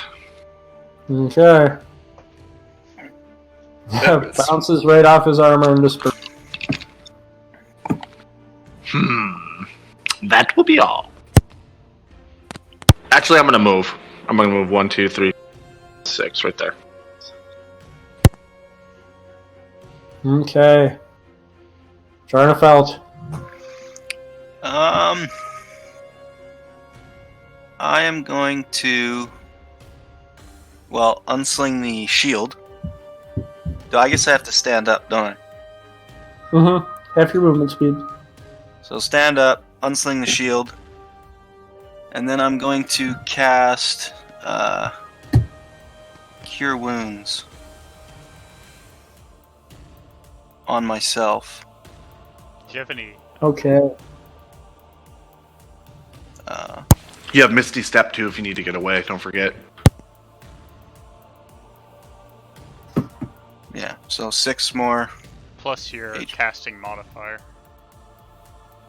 What is Charisma. my cast? Yeah, charisma.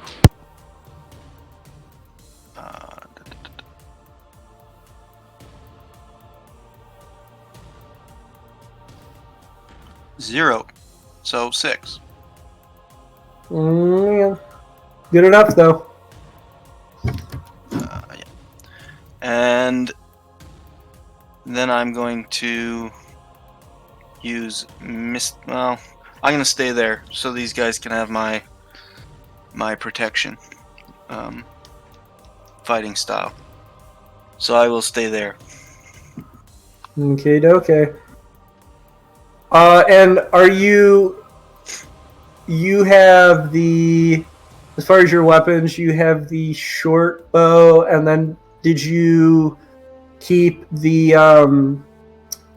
keep your original weapon, or did you replace it? Like your melee weapon? So I had the Not replace it, as in get rid of it. I had the the Lothric sword, okay. but he kicked it away, so now I just have a longsword +1. Okay, yeah, you grabbed the longsword. I forgot if you grabbed the scimitar. Yeah. Okay, cool. Longsword. Alrighty. And then next up. Is that me? Oh, did Jarnafelt just go? Yeah. Okay, so it is going to be the Winged Knight once more. And he is going to keep his distance. Well, first of all, let me go ahead and roll some d6s here.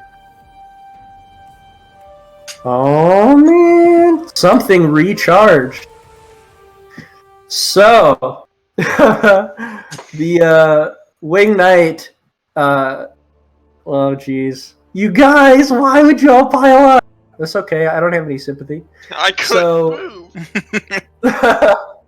Okay, so all three of you standing before him and him gaining the energy and the ability to recharge one of his attacks, he is going to once again go for the spin slash and is going to swing his halberd around in a circle and is going to try to slice at Hedges, Jarnafelt, and Yumi. Isn't Yumi So you all make a would Yumi still get hit by it? Did since Yumi Yumi's stand up? prone? No. No, she hasn't had a turn yet. Oh. She's still prone. Okay, Yumi used the sprawl out. Maneuver. What is it called? Gesture. The The play no, dead. the like things. The that- possum. Stretch out. Yeah, the stretch out. So you are unable to be hit by this turn. Okay. So everybody who is standing up, that'd be Hedges and Jarnafelt. He's going to spin around with his giant great axe, and you're gonna need to make a dexterity save. What's wrong? Don't want to put me at -30? It's alright. Oh my god, Nat you guys. 20! Oh. Okay. Dude. And this isn't a high save either, but you guys are just rolling shy of it. So, both my Hedges and Jarnafelt. You're what? Well, Just because I'm kind of new to D&D, the armor class for this attack, like my armor class, doesn't have any effect on this. No, It's a saving throw. Oh, okay. Yeah, it's just a save and throw for this one. So I might as well have kept the. And I'll reveal the from behind the curtain a little bit. This is a special attack. It needs to roll a 5 or 6 to recharge, or else he can't use it. But we got lucky here. So let's go ahead and see how much damage is dealt to Hedges and Jarnafel, who get hit by this spin slash. 25. Holy fucking Christ! Jarnafelt is dead again. It's alright, you're just back to 0, no negatives. So Oh my goodness. Hedges is up. I'm not down. Oh, I thought you said died again. My bad. No. Okay, so Yumi on the floor looks up to see another giant swing of this great axe, getting a little bit of post-traumatic stress. As Jarnafel goes down, bleeds out, and needs to make some death saving throws on his turn. And that's going to be the end of the Wing Knight's turn. And next up is going to be Yumi. Oh man, I'm going to stand and drink my Estus. Okay. Let's see, 2d4 plus.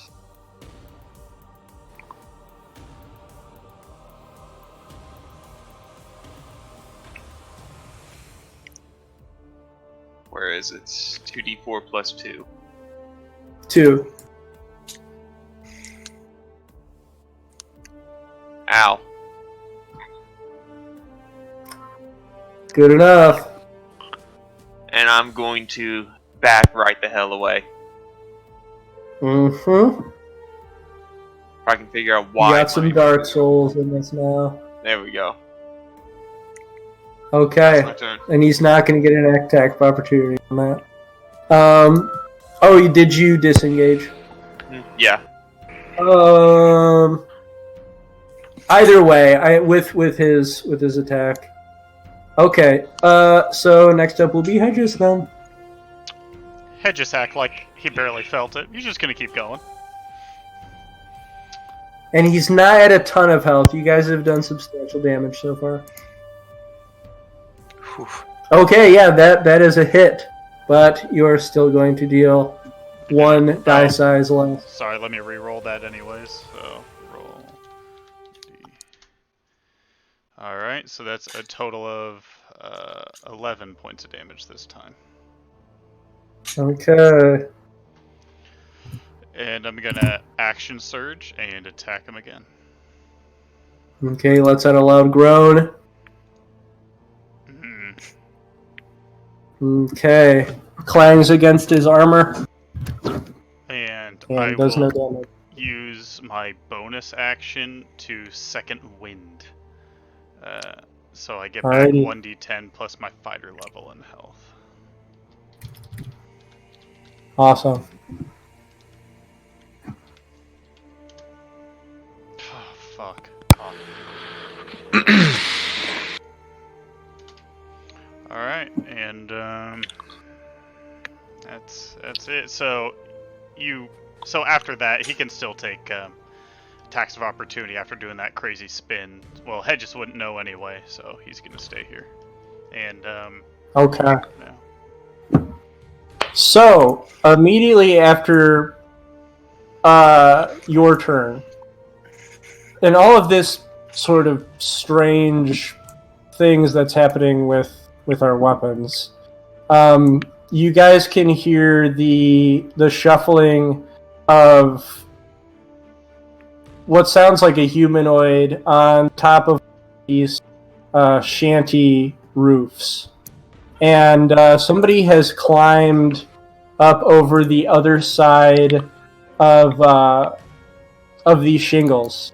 And it looks to be Greirat. But he no longer has his hunch. He seems to be getting along very fine. And his flesh no longer looks to be... let's see here. His flesh no longer looks to be aged in any way. let me go ahead and get to where. Okay, and like I said, his flesh no longer happens to be aged in any way, and he goes ahead and he reaches for his sloppily put together hood and takes it off, revealing a small, balded man with a snide grin. And this small, bald man looks to you guys and chuckles and says, "Shame on you, you greedy guts, thinking you could earn the trust of a proper thief, begging as a helpless pup. Well, unfortunately, it appears you gullible blokes are too late to learn your lesson. No matter, there is no fear in death, especially these days. I'll leave it to you then. A fine, dark soul to you." And he stands up and chuckles once more and begins to travel back over the shingles and tries to leap out of the way. But whoever wants to, I would say whoever is next, which would be Yumi, would be able to try to knock him down before he leaps off of these shingles and heads in the opposite direction. I'm going to cast magic missiles. Okay, go for it. Alright, so he's going to take all 3 of them. So, Okay. 15 force damage. Okay. You go ahead and you hit him in the... And you hear him grunt in pain, but laugh between the pained grunts. And he goes ahead and leaps off the shingles silently to the other side of the shanty house. And then next in line would be Enith, who I'll let you go ahead and have your actual turn this time.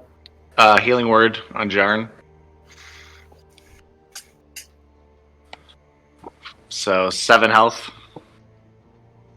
And then Okay. firebolt at the big boy. Nice. Big damage. Big dick DPS. Okay, let's see here.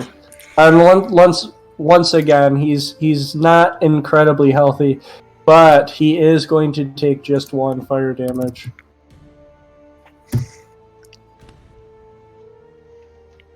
And then next up's going to be Jarnafel, who's going to once again even throws.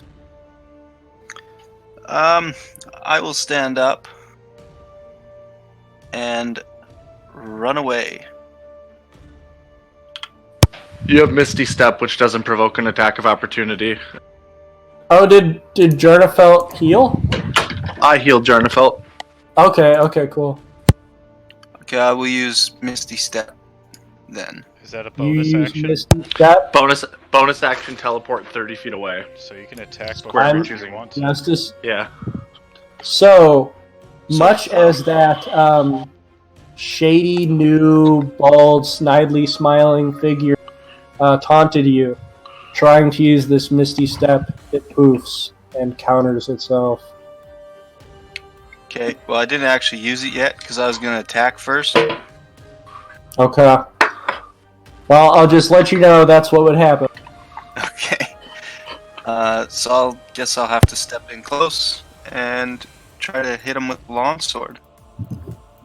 Okay.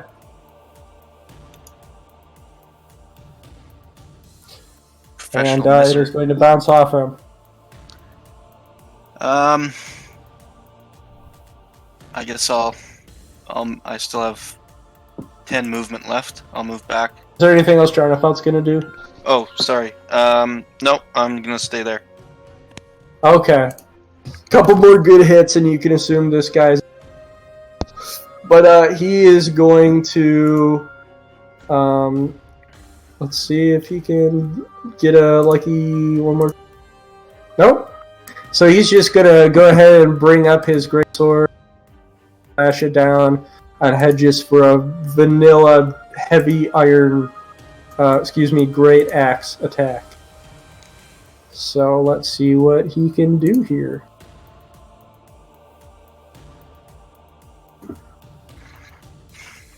Okay. That is 18. Which would be perfect. Hedges expectantly looks over at Yarnefeld's shield to intercept the blow, but sees he's too far away, shakes his head in resignation, and looks up at the halberd and says, I fucking want this. Looks up to meet his fate.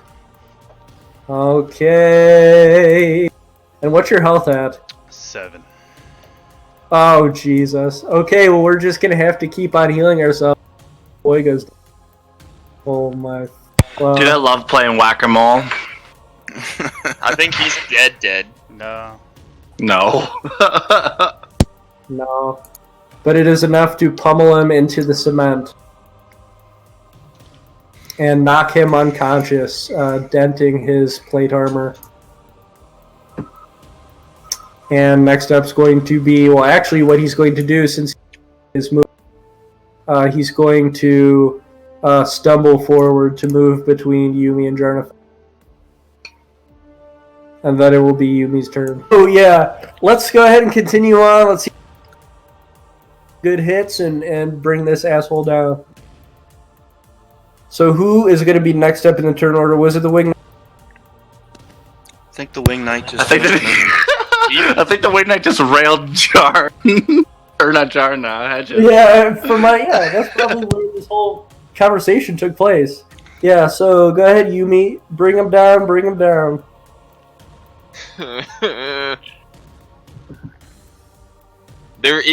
He does count within 5 feet since he's a large creature, he's right? definitely 5 feet away from you. I would like to just point out that tactical retreat might be an option here. Yeah, No. I ain't no bitch. Okay, I may be a bitch. I failed that. Oh, God. Okay, you're going to drop your scimitar. It's going to your hand 5 feet away, so you're going to have to make a... God, if it was just bonus action, then there'd really be no... I'll say bonus action, because you need to use bonus action to do some other things. So next turn, it's going to take a bonus action to get that back in. I'll unarmed strike then for my bonus. Okay. You've gotta be shitting me! Okay. Do I raise my hands now too? Unarmed strike, yeah, falls off. I broke my fucking fingers on his arm. Unarmed strike against the Wing Knight. You kind of crumple your hand against its armor, and you're gonna deal one. I would say you deal 1d4 damage to yourself from smashing your hand against its armor. Wow. Do you? Oh my God! If you were to die from just the shock, that good old death saving throw. I guess. Oh, that's my turn. Death saving throw.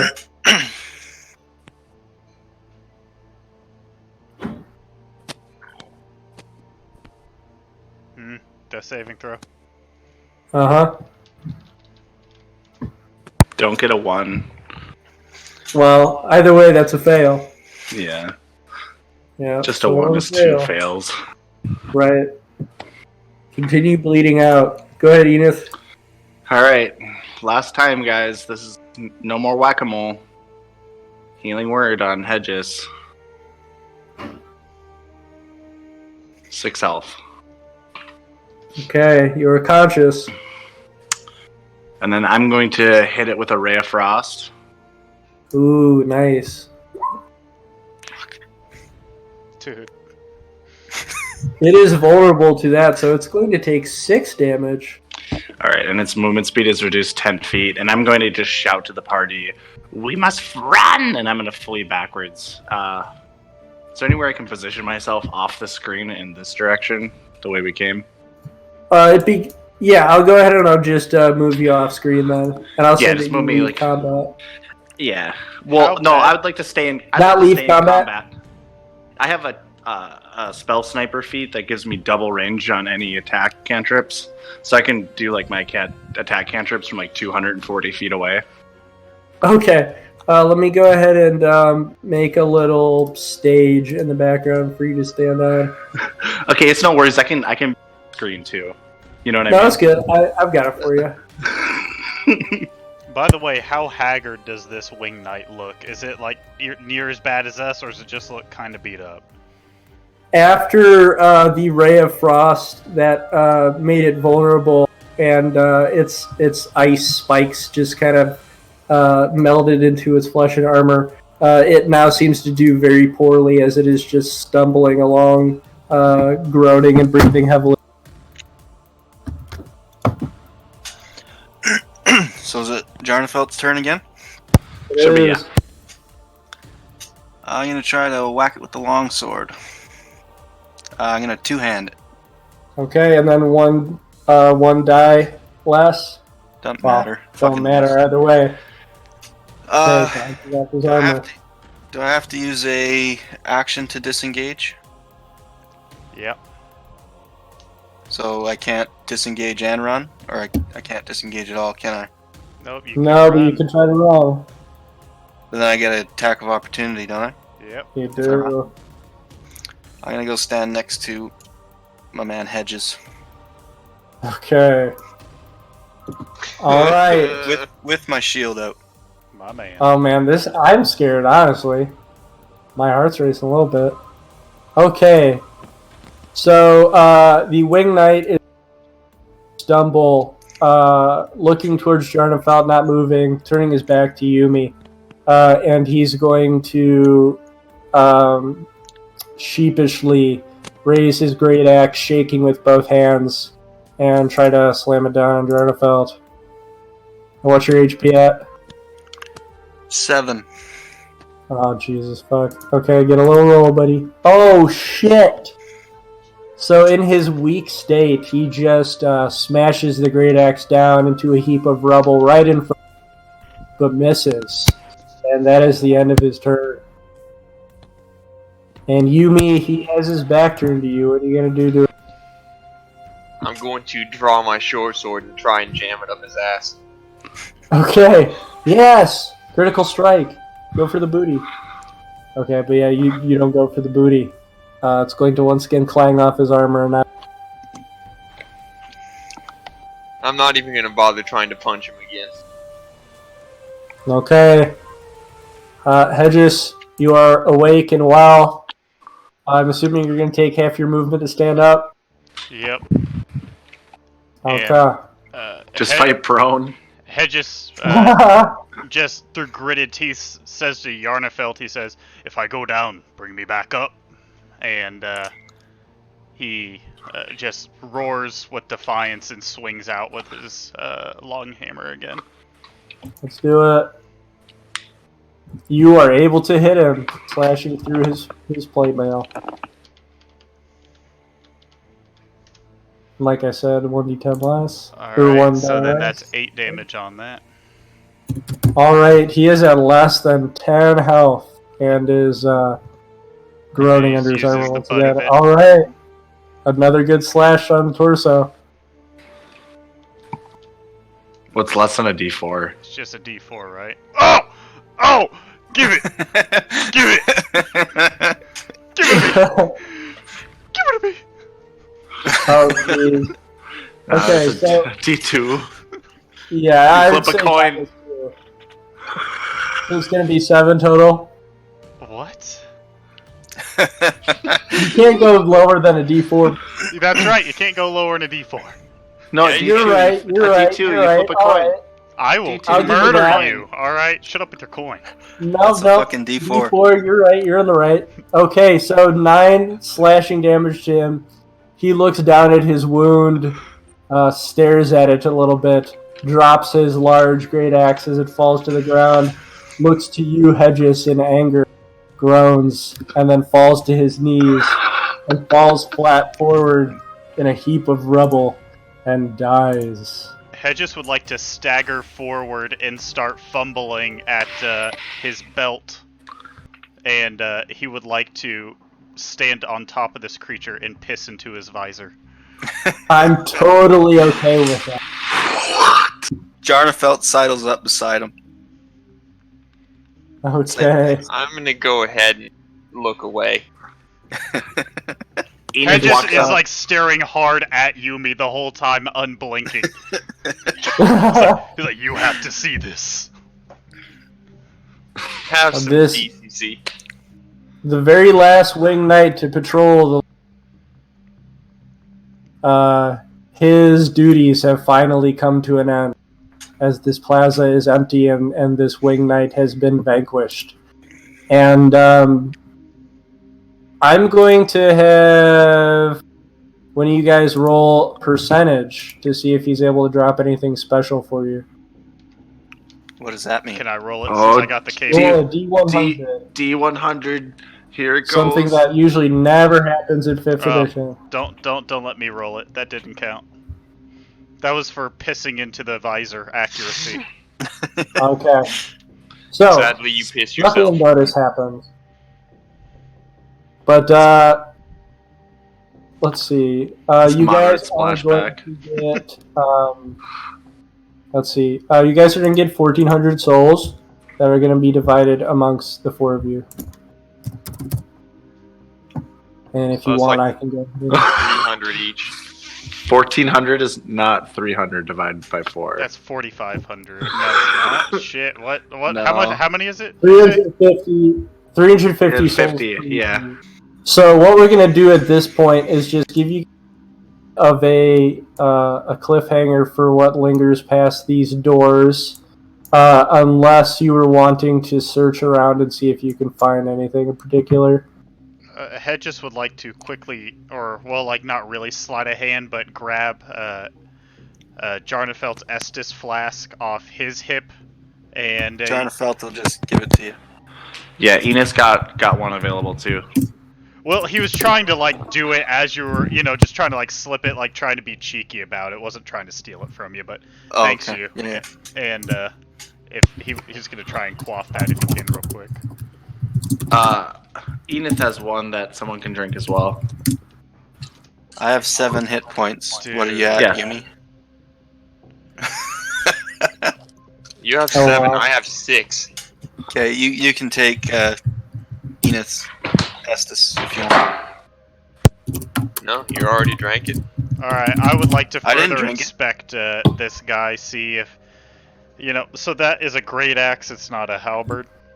It was a halberd. I'm sorry, I screwed saying it. I've been doing a lot of fuck ups today. It was a halberd. Does it appear to be a standard issue, or is it any type of interesting? Ooh, it is very, very unique in its quality. Seems to be crafted by the gods themselves. Hedges likes it. He's gonna grab it, and since this will be his third halberd, he's going to gingerly set down his old one now that he has Gundir's halberd and this one. What's it look like? What's he feel like when he's holding it? What's it feel like? And look, pretty much just a description. I'm sorry. Is that what you? Yeah. So you're pretty much just asking for a description. Mhm. Okay, so it is like a mixture of iron and silver. The edge of the very edge of the blade of the halberd has just a sliver of silver at the end of it, and then the rest of the flat blade of the halberd is painted deep black. It's made of iron and gleams, and then there are ornate designs that are just swirling down the handle of it to the very bottom, and a single iron spike is at the very bottom of the handle. God, I love when you lay the adjectives. You gotta love it. Hedges likes this, and And it shrinks to fit your size class, interestingly enough, too. Hedges roars with appreciation and spins it around and takes it through a couple test swipes. Jarnefelt Nice. goes and collects the Lothric Knight Greatsword. And Hedges starts to mutter apology, but then bites it back.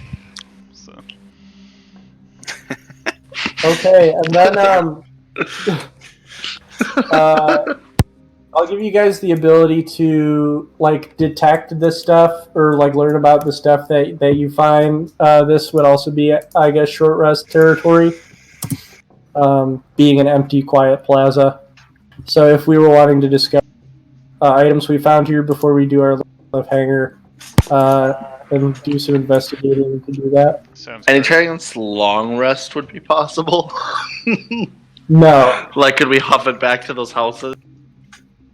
don't worry. We've got opportunity. Oh, thank God. Yeah, we're fine. All right, Back on my the pool. my spell slots are looking a little low. Like I said, we did find, we did see rising above the outskirts of this plaza like a Gothic church tower with a what's it called, stained glass, Yes, circular yes. window. And since he's taking the short rest, he also wanted to check out this guy's armor. Obviously, he's like oversized, but Oh heck, yeah. you know, if the halberd shrunk, maybe the armor. Who knows? This won't. Yeah. But you can tell it's made out of the same very masterfully crafted material as the Lothric Knights, as well as having sort of a divine glow to it. And you can see they aren't actually winged as they would appear from a distance, but more so they just have like iron wings with feathers nailed to the backs of their armor for whatever cultural dramatic effect it might mean. Right, but it does seem still, although too large. Would it be possible to like salvage pieces of it, and like if we could find someone who could forge, maybe like have the armor refitted, like pieces of it, or would that just be kind of too big of an undertaking due to the size difference? Yeah, I'd say it's incredibly heavy armor, and there's no. Right, cool. We only need one piece of Beskar to form the entire. Right. Jarnafeld's gonna cut his wings off. Okay, cool. That's brutal, so I love it. Yeah, so go ahead and make a strength roll to be able to chop the iron wings off by the nail. Yes. Yeah, you're able to whack at it long enough to pry them off. And the feathers that are attached to the wings don't look to be handcrafted. They look to be natural in origin. Like biological. I'm gonna wander over to Ineth and ask her if she might have any use for feathers in her spell. Oh yes. And she probably doesn't, but she would just begin plucking them off anyway. She just tend to collect junk. Okay. I'm only offering one wing. I'm keeping the other one. Oh, I just want some feathers. I wouldn't need a whole wing. As you pluck the feathers off, for each feather you pluck, you see like a small spark of lightning, and then like a dissipation of like holy light. Ooh, yes, magical indeed. Can we I would- investigate the feathers? Yeah, can I roll an Arcana on it? If you're trying to figure out if they're magical, you sure can. Okay. Yeah, they do. They are imbued with divine magic. Okay. Other than that, don't really have any special effects. Okay. Jarnafeld So I would just- forgot he has wing in his hand. Yeah, I would turn to definitely. Jarnafeld and just kind of go like, "Ooh, this would be excellent with buffalo sauce." I'm gonna take one of them and use it as like a quill. And on the last page of my spell book, I'm just gonna write down the name Greirat. Ooh. Okay. So as you write it, the cursive that you write initially glows gold and then fades to regular ink. This is my kill list. Okay, and then if you were able to, with a short rest, sitting Hedges would sit with this unique halberd and try to discern more about it. Absolutely, he would. Okay, so the Winged Knight halberd. Let's go ahead and see what it does, and I'll go ahead and I'll edit the so it's a little bit more D&D speak. But it is going to require 2 mana, strength 16. It is a 2-handed weapon with 3 charges. You can expend a charge to make a spin/slash attack in a 5-foot radius. On a successful, I'm actually thinking I'm going to change that to 10 because it's a halberd. On a successful hit, each creature hit within the radius must make a DC 13 dex save. On a failure, the creatures are knocked prone. Sweet. And you said So it, that is gonna be other than that works as a standard halberd, not +1? Yep, no, +1. Okay. Okay. Then anything else we're going to do in this plaza? Now battle-torn and filled with rubble and craters. Jonathan's all good. He's gonna head towards that cliffhanger you mentioned. Okay, Same. sounds good to me. And everyone else? Enid Yeah, falls. fine. Well, We all head fine. toward the cliffhanger? Yep. Okay, cool. So, these are wooden double doors that are about the size of the Wing Knight. So, very high, about 15 feet. And they are barred with a large wooden plank, very heavy.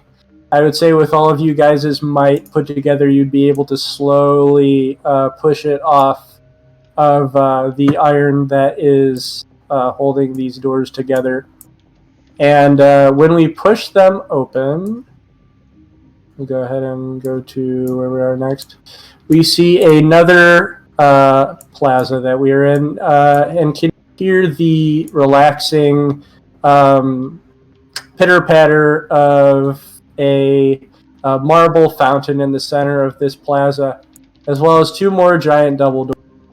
And just some statues of noble royalty-looking figures, as well as some planted pretty trees surrounded by short, mowed, plowed grass. And what we see in front of us is a little shocking. This double door median in front of us seems to have been frozen shut with ice. And there's just a couple inches of snow that have poured out from the cracks of these double doors. And to our right, we see a masterfully crafted rug with bright royal colors, as well as 2 large church doors that lead into the large Gothic castle that we saw with the glowing blue stained glass on the other side of this plaza. And next session, we will figure out what's going on behind these doors. Maybe we can make it to where Greirat told us Priestess Emma could help us out, get past the bridge, and see what's in store for us next. All right. So as a part, still going with that. As a what? I was just saying, like, as a party, are we still going with that? Are we still following what that dude told us? I mean, he tried to fuck us. It's the only I thing think we have. should go there because maybe he'll be there, and I have an interest in speaking with him. Oh, I You got don't some want to talk choice to him. I don't want to talk to him. No, well, I'll hold him down for you. How's that? Oh, that'd be much appreciated. I want to let good old Shablagoo have a go at him.